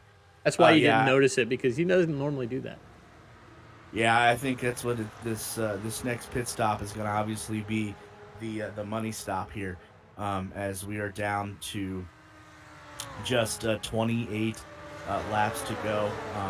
To me, it looks like I'm hearing call-outs of pit stops coming up here, guys. Okay, so that's going to be as we see someone going down into that's Bill Colley. Bill Colley. So so pit stops are going to come, and if Cameron Rich wants to pick up the victory, this may be where he can get Tyler Fode here. You're gonna have to be careful here when it comes to pitting, because yes, you want to get a better strategy than the guy you're chasing, but you also don't want to put yourself out in a bubble where you have nobody around you. You'll have no draft, because when these guys get the fresh tires, get the fuel in the car, I think that draft's going to become a little bit more important than the strategy itself. As you see Tyler Fode leading Cameron Rich here, you have to think that they're probably just a few laps away from making their pit stop. You don't want to wait too long either. I would probably try to, if I can, make it maybe to lap 180 or so, and then think about coming down to grab some fresh tires. I'd be taking tires even without any major tire wear, just because it could make a difference there, as I believe that's Nick DeGroot falling back through the field, just off in the rear of the picture there, the car with the yellow nose. Yes, that is Nick DeGroot, just in behind one of our lap cars there.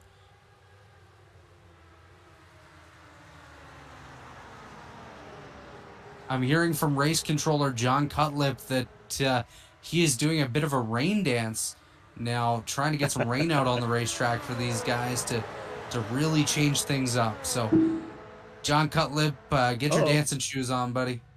Bill Colley having it in here. Bill Colley re-merging onto the racetrack from his pit stop. See what he does going into turn number 3. Ooh, Bill got in way too hot. Oh, he didn't flip over like everyone else does, but he lost the nose cone on his kazoo. So Bill Colley has heavy damage on the front of that Lotus machine. He will likely have to bring it back down to pit road and get some repairs, as here he comes along with... He's crabbing a little bit. He's crabbing a lot of bit, Dave. As you see, Jordan Owens also came to pit road there. Bill Colley, Jordan Owens on pit road. 7 cars on the lead lap. Tyler Fody, Cameron Rich, Ethan Stanley, Jared Rexing, Bill Tyler, Jim Herrick, and Hunter Smith at this point. Nick DeGroot 1 lap down. Jordan Owens on pit road. And Rory Collins 7 laps down right now. 25 to go. There you go, Alex Ned. That's your favorite point of the race, when the ticker turns from lap whatever to 25 to go. And at this point, I think the driver's probably getting to the point where that excites them a little bit as well. Usually when we pick our winners, my winner is leading the pack. Well, I think not only are the drivers excited when that gets down to 25 to go, but I think the announcers get just as excited. That is Derik's way of saying hurry up and finish this race, because I am feeling tired. Here comes Tyler Fody to pit road by himself. Nobody coming with him. This could be the game changer. Yeah, absolutely. I seen Dave did decide that this is going to be his race winner right here. You know what? I'm going to go with the guy that was told that he shouldn't even be here. I'm going to stick with Jared Rexing. I'm going to go a little bit different here. I'm going to go with the guy that I was beating and banging with a lot last night at Worldwide Technology Raceway in the Cup Series. I'm going to go with the 17 car of Hunter Smith. What was that, Dave? I said, can you narrow it down a little bit? It was definitely Hunter Smith. I think he tried to dump me at one point. I doored him at one point. So Hunter Smith is my pick tonight. Now, it's going to be interesting, as you said. Tyler Fody. Oh, Ethan Stanley. Ethan Stanley coming in. Now, Tyler Fody is currently down 37 seconds to the leader. Can Cameron Rich get into the pits, get his service, and be out before Fody comes around? That is going to be that's going to be the make or break here at this point. The one thing I noticed with Ethan Stanley is he got into the pit road a lot quicker than Tyler Fody. So that could be a game changer in favor of Ethan Stanley at this point. We're going to have to watch and see when Cameron comes down. He is probably going to come down this time or next time. So we'll have to monitor the gap between himself and Tyler Fody. As of right now, Cameron Rich actually pulling away slightly from Tyler Fody. Stanley's just about going to be right with Tyler Fody by the time Ethan Stanley gets up to speed. Actually, Fody may even pass him. So that could be your battle for the victory in a few laps. That'll be something to watch here. I say a few laps. We're still 22 to go, which is about 20 or so minutes of green flag racing. I do have to say I'm shocked that Cameron Rich is trying to lengthen this stint out as long as he has. And actually, I do stand corrected. Ethan Stanley has a 3-second gap over Tyler Fody. 3.5 seconds, actually. So Ethan Stanley did a great job on his pit strategy. I think Cameron Rich is getting set to come down this time. I've not heard a call out yet, though, but I didn't hear one from Ethan Stanley or Tyler Fody either. No, Cameron Rich staying out, as is Jared Rexing and Bill Tyler. Yeah, interesting call by all three of them to stretch this run out as far as they can, as we're on board with Cameron Rich as he drives it down below the white line into turn number 1. We have 21 laps to go. Rich now coming through turn 2, driving down almost to the grass. Whoa. Wow. Yeah, it's a little low there. He did not Back. look comfortable right there No, no, whatsoever. no. That car has got some handling issues. It I looks think it's like he pit is. time, Cam. Yep, he is fighting that for sure as he comes on the backstretch into turn number 3. It's just amazing how low he gets. Ooh, coming out of 3, now headed to turn 4. Yeah, that car doesn't look right at all. He is definitely fighting that. So let's see if this is the time where he decides to come in, and Nope. he is going to stay out again. So wow, the top 3 are definitely stretching this run out. One thing to point out as well is it seems to be getting a bit cloudier over the racetrack. It's about 3:30 in the afternoon in the race server, but it looks like there's some good cloud coverage now over the facility, kind of making the handling a little bit different. And one thing to point out, Cameron Rich has actually pulled away more from Tyler Fode since the most recent pit stop here. And Tyler Fode actually continues to lose time every single lap at this point.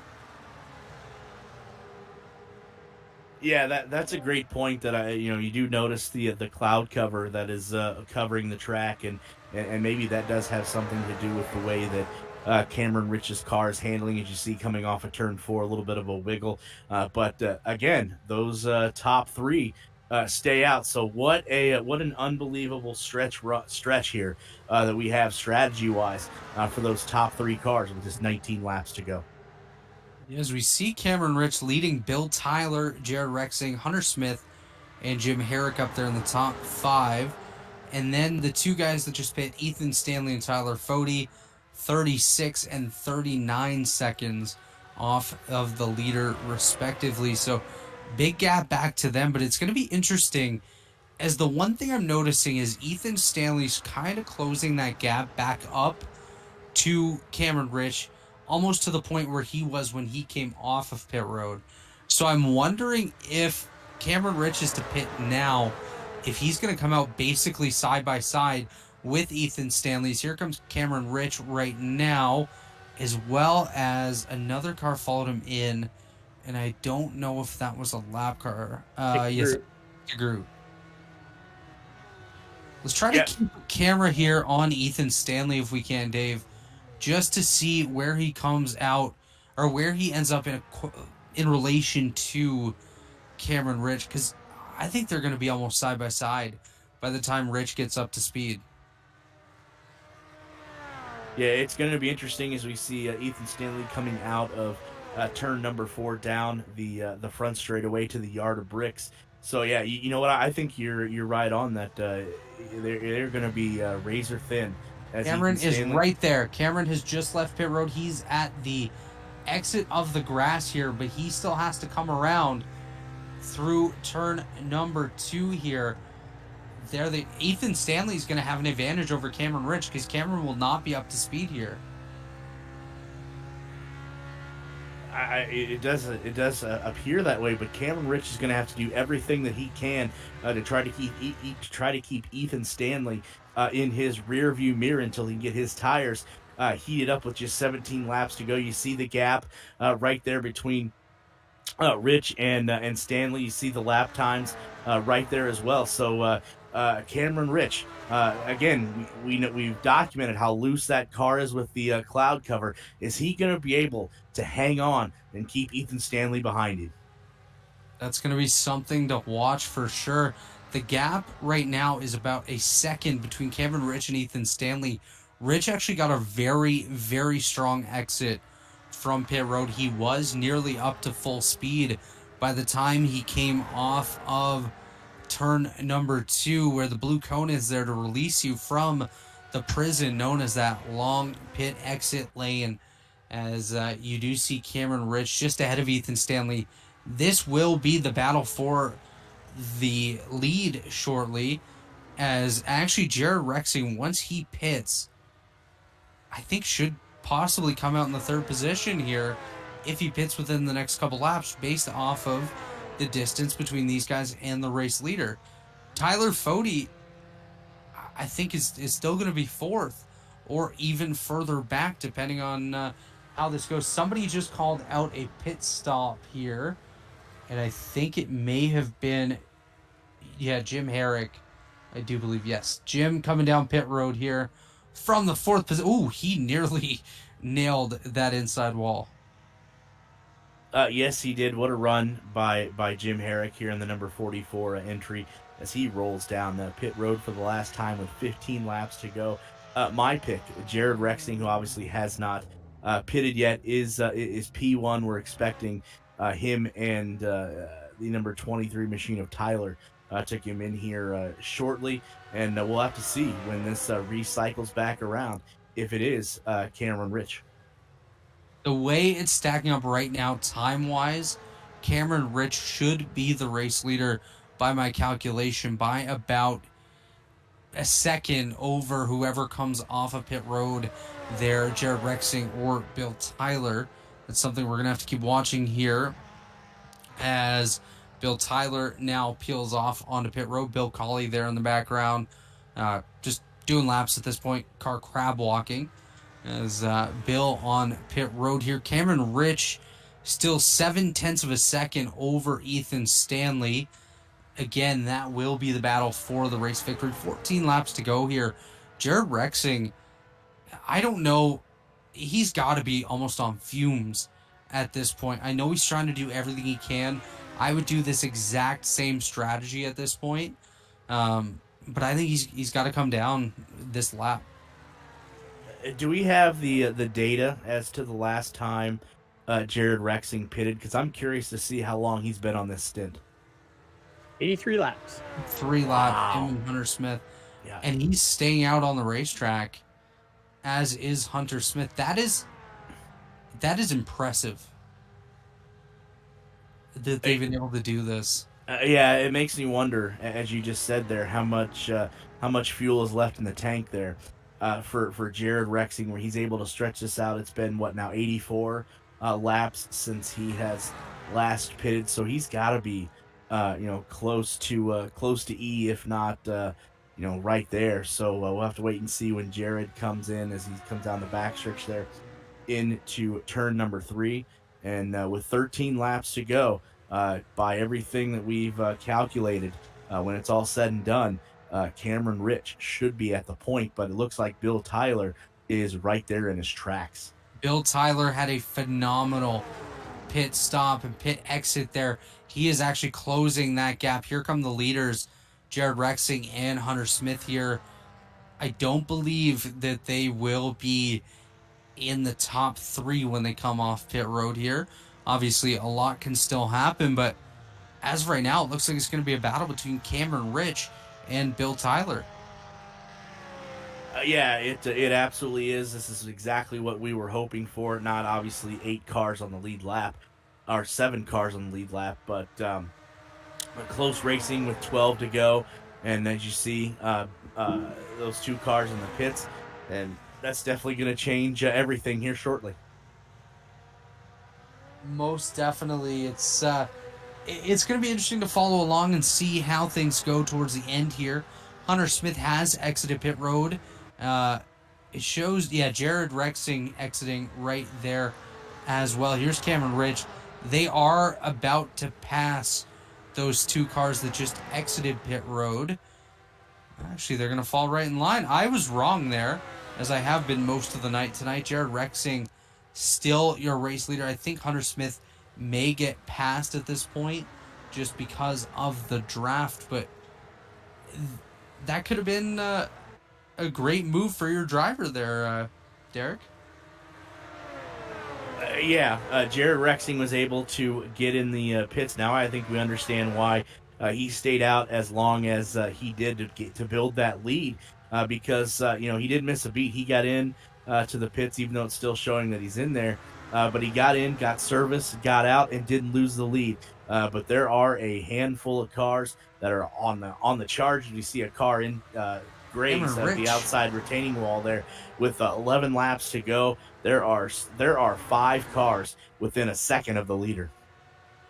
5 cars within 1 second of the race lead. Here's Hunter Smith looking for his opportunity to add his name to the top of the leaderboard here. He goes to the inside of Jared Rexing.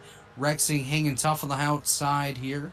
That is Cameron Rich in the third position on the inside of Jared Rexing as they come around to exit turn number 4. Hunter Smith going to officially lead them to 10 to go here. You know, every time I've called someone's name tonight, it's either gone very good for them or very bad, as Cameron Rich nearly gets in on Hunter Smith. So that was about to be the bad side of things. Obviously, luckily, things worked out there. Jared Rexing nearly into the back of Hunter Smith. Guys, they're stepping up the intensity here. Yeah, definitely getting a lot more racy with 10 laps to go as Cameron Rich is in the lead, 3 wide. Now it shows that Jared Rexing takes the lead back as he goes down into turn number 3, going into 4, into that front stretch there in the yard of bricks as they are single file. Again, there are 5 cars within less than a second of each other as they hit the front stretch to go to that yard of bricks with just 10 laps to go. Jared Rexing in the lead. Cameron Rich now takes the lead, but Jared Rexing right behind him, less than 2 seconds behind.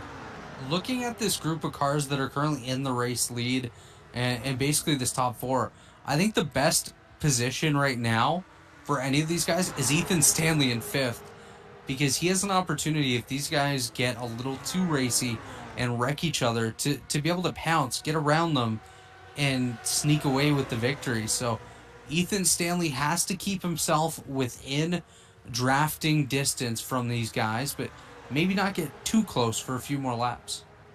You know, if I'm Ethan Stanley, I think you're absolutely right. Right now, my strategy is to sit right there where I'm at. Because if those front 4 cars, like you said, do get a little racy and they happen to touch and send each other into the wall, we hope that doesn't happen. But if that does happen, Ethan Stanley's going to be ready to pounce. I also, too, I wouldn't count out Tyler Fode either. He is back in the number 6 position, almost 5 seconds behind. But again, he would benefit from a wreck by those lead cars as well.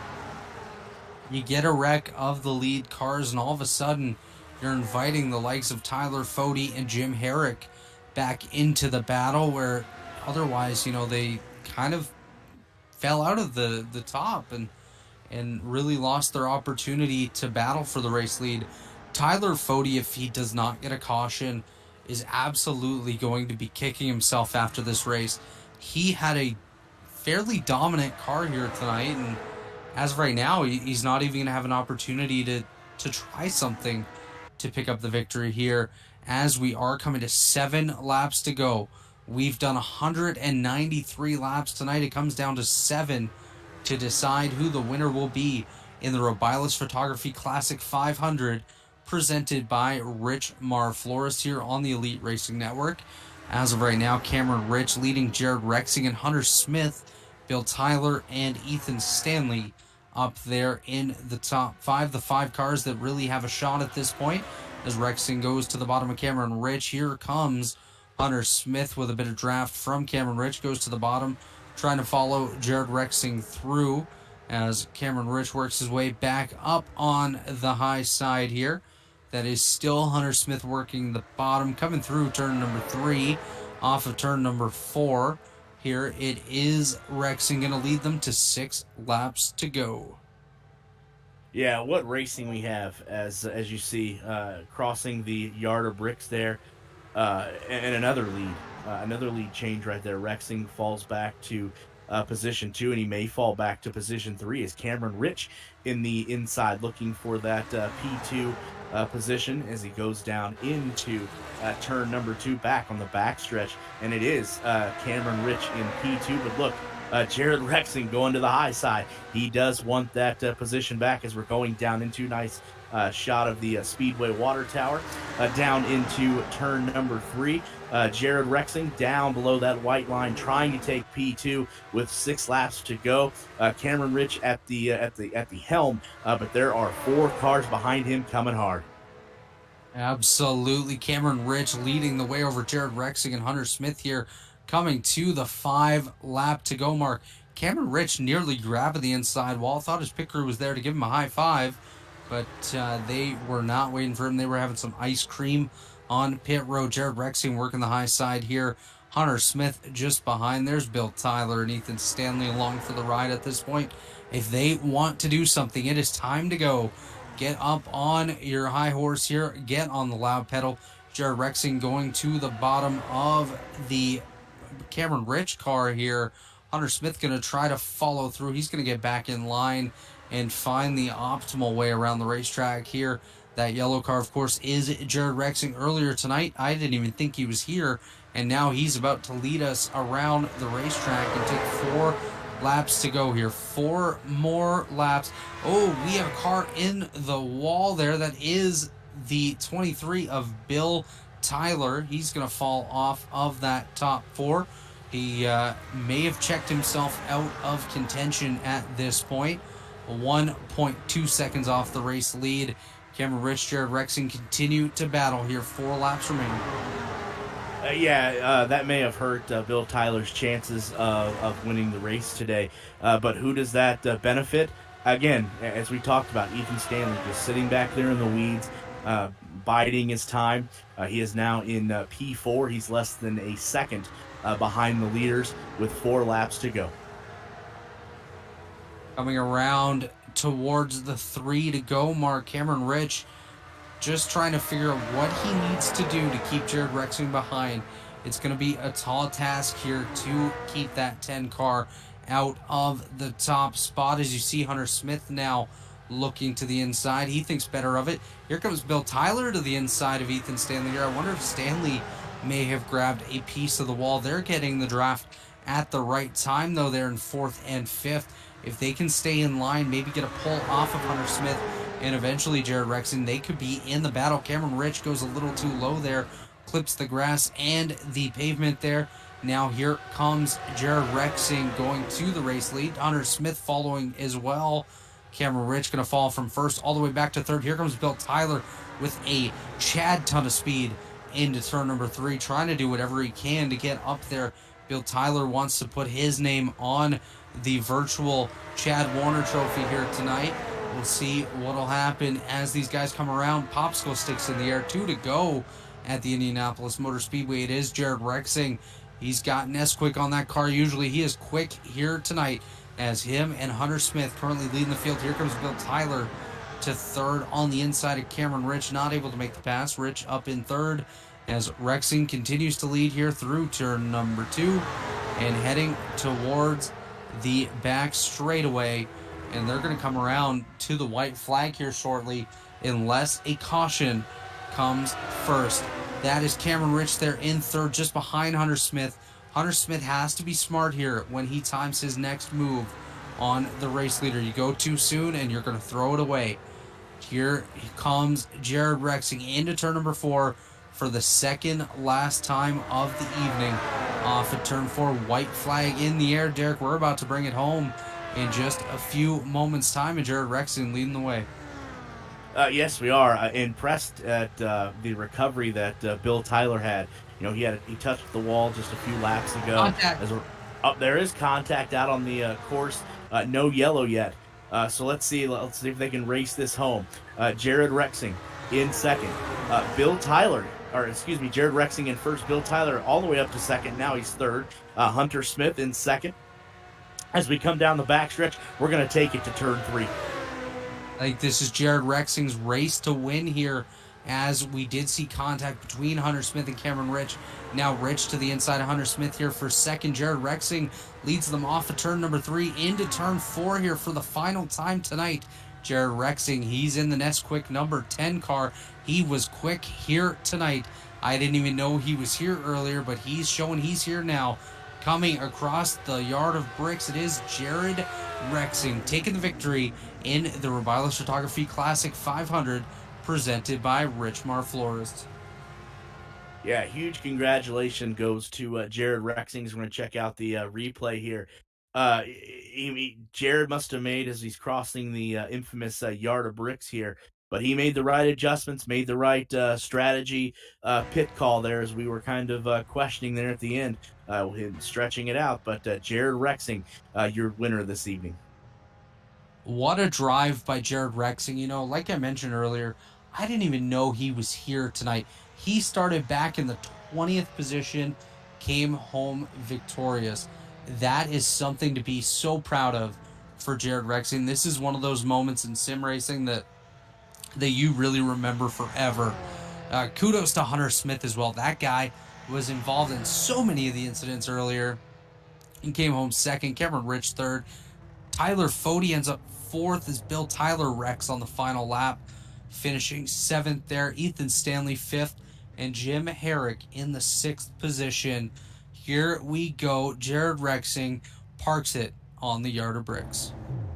Perfect.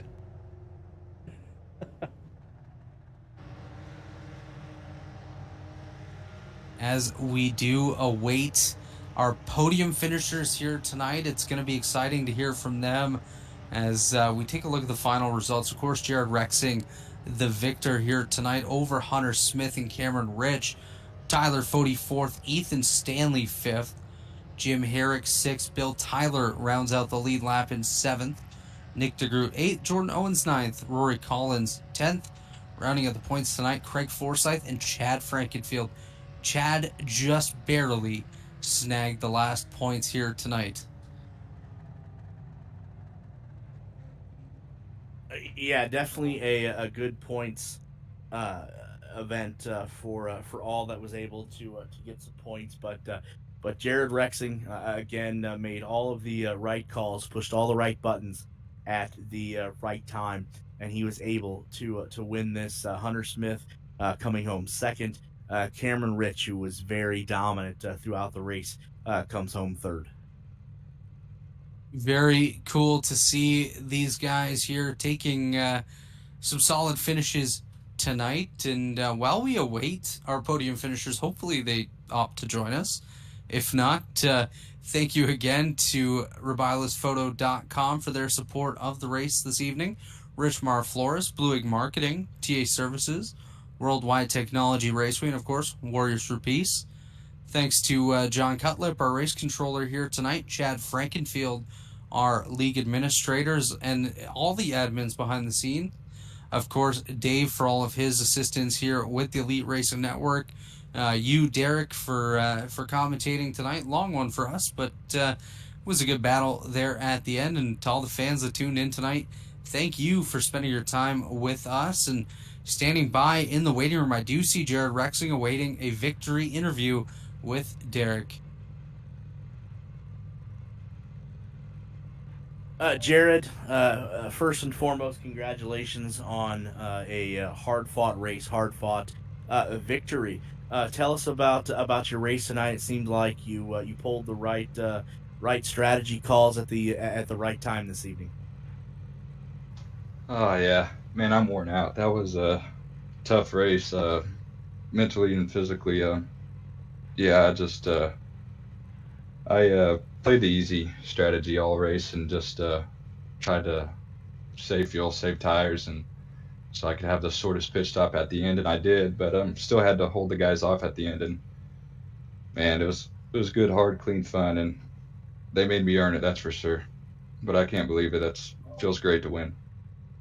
Yeah, we were discussing up in the booth tonight your strategy, because it was kind of eye-raising seeing that you qualifying where you're at, but it seemed like it paid off. You were able to stay out of the wrecks, keep your nose clean, and come home with a victory this evening.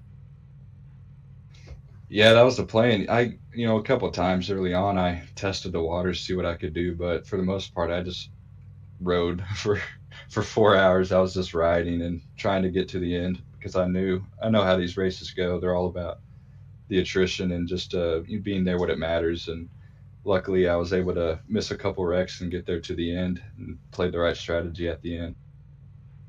Yeah, you absolutely did for sure. And I'm gonna throw it over to Robert, because I think he has a interesting story to bring to your attention this evening. All right. So earlier on here tonight, Jared, we were talking about the points, and I mentioned, Jared Rexing's not here tonight. I didn't even notice you were here earlier on in the beginning. You started back in 20th and had to work your way up through the field, but Obviously, picking up the victory from starting so far back, how good does that feel? Obviously, Indy brings some special pride to it, but taking the victory tonight with all the work you had to do, how good does that feel? Oh, it feels great, but first of all, I mean, it feels great to fly under the radar like that, you know. I mean, I don't want to be in the conversation all the time because the guys that are in the conversation are the aggressive drivers that are going to take themselves out. So just being there when it matters. Yeah, I messed up in qualifying. I probably could have started higher, but I botched it on lap two, I think. So I don't think where I started was really a good indicator of the speed I was able to have and show tonight. But yeah, I was just trying to be patient all race long and be there when it mattered. Absolutely. And looking at the points after tonight's race, it does look like you've closed the gap a fair bit to Ethan Stanley. Looks like you're about 250 points back, which may sound like a ton, but in this series, very manageable. So, how are you feeling heading into the final two races of the season? Yeah, it's good to close the gap. I don't think I'll get there. Just because the last two laps I think are weighted the least amount as far as points go because I think they're just 100-mile races. So I'd probably have to win out for any chance at the championship. But you know, definitely to be from sixth or seventh in the points to top three would feels good, and that's certainly where I'd hope to finish out, and I think would be a good indicator of the speed I've had this season.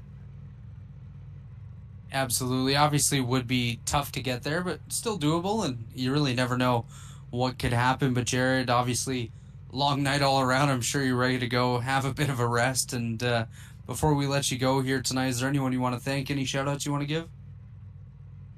Yeah, shout out to you guys for putting on this great broadcast, and Chad for having the race, and shout out to my wife for being my biggest fan and pushing me, and yeah, just feels great to win. So thanks, guys. Congratulations to you, and we can't wait to see you next week at Milwaukee Mile. I'll be there. See you guys.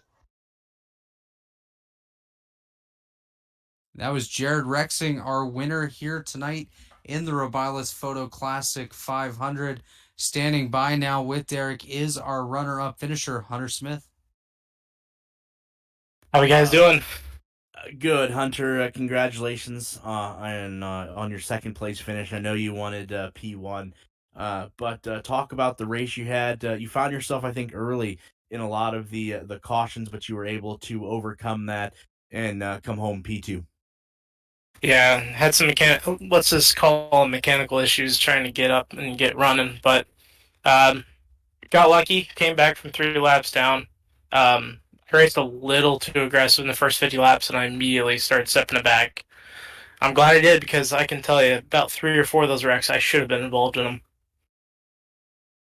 Yeah, we were wondering how you were able to elude those, but you did. You came home P2.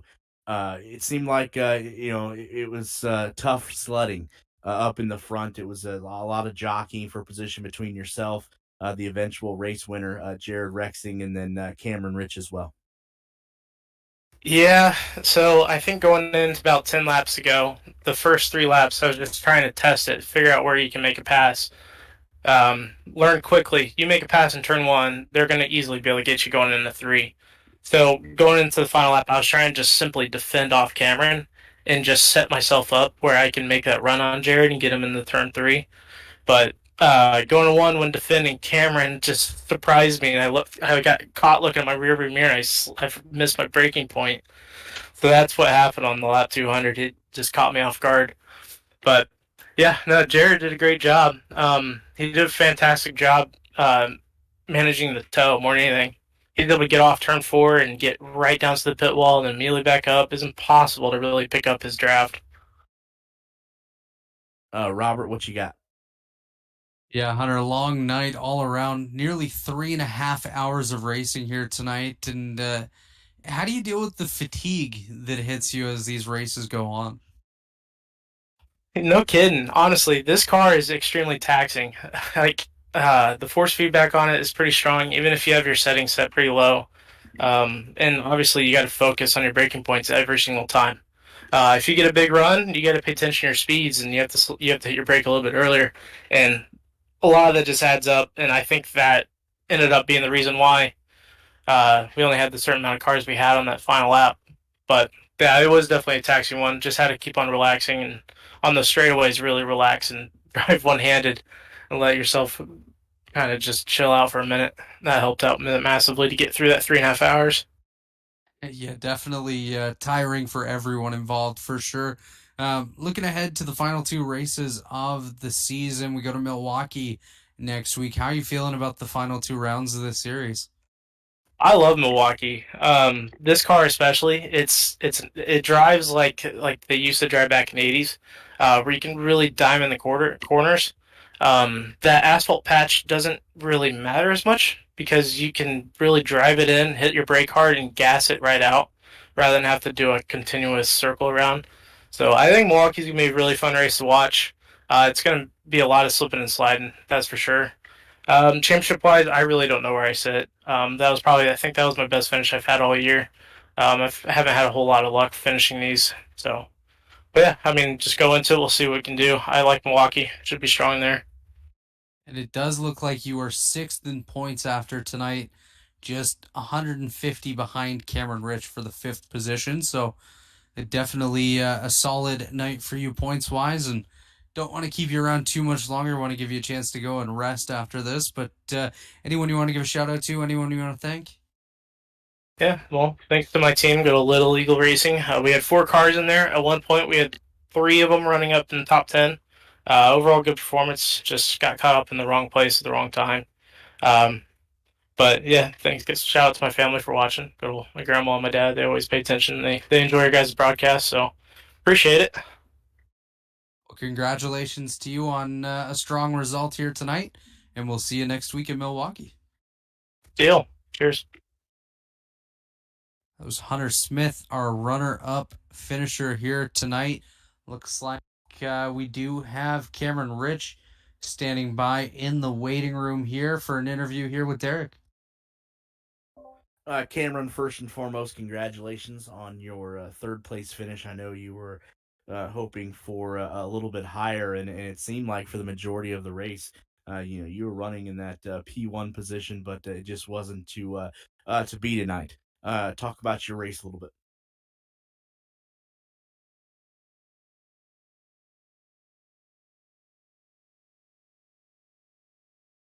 Oh no, Cam, do you got a copy?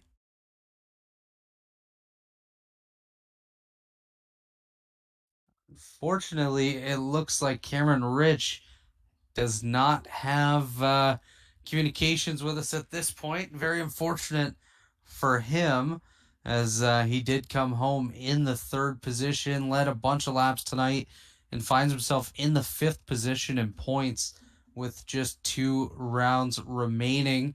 Derik, any other thoughts from you here tonight at Indianapolis?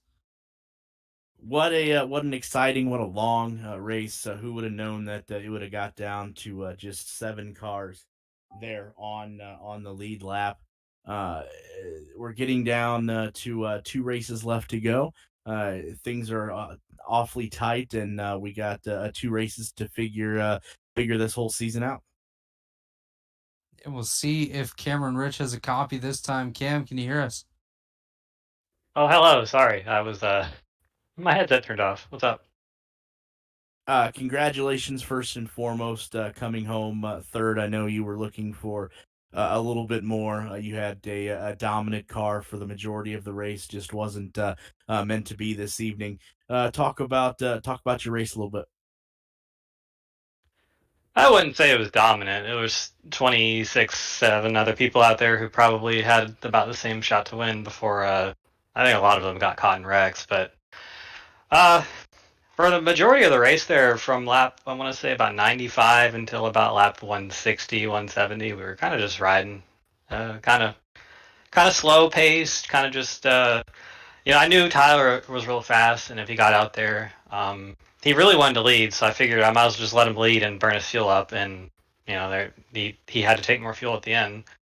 Unfortunately, I didn't take enough fuel either. I ran out of fuel out of 4.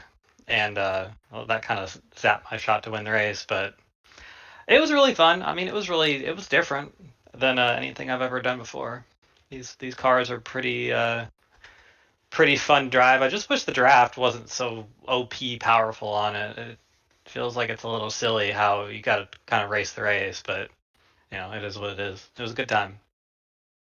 Yeah, it seemed like your car was handling pretty well, at least from our vantage point. We did a couple laps with you, just watching your hands on the wheel there, and there were other cars that the driver was definitely fighting the car, but yours just seemed you were smooth in and out of the corners and down the straightaways. Yeah, it's all about smoothness with a car like this when you got tires that are, 50, 60 years old and you're basically driving a bathtub of fuel. You just got to keep it straight. You saw the result of not keeping it straight a few times. I saw some pretty horrific looking wrecks in my mirror, a couple cars in the fence and, turning in airplanes and all that. So I kind of figured it was going to be a little bit of survival. I was a little bit shocked at the attrition rate. We had like 10 cars left at halfway, which I thought was real crazy. But uh, the cars that all ended up making it till like lap 150, all were in it till the end, really. So uh, it was a fun race. Good job at Jared. I mean, he ran a good race all race. He kept his nose clean and. We had a lot of good battles up at the front, some side by side, here and there, and I don't have anything to complain about. It was a really good race. Robert, what you got? Yeah, Cam obviously came up a bit short here tonight. A little bit of contact there on the last lap with Hunter Smith, but do you think there's anything else you could have done maybe a little bit differently at some point in the race tonight to put yourself a little bit closer and have a strong shot to take the victory there?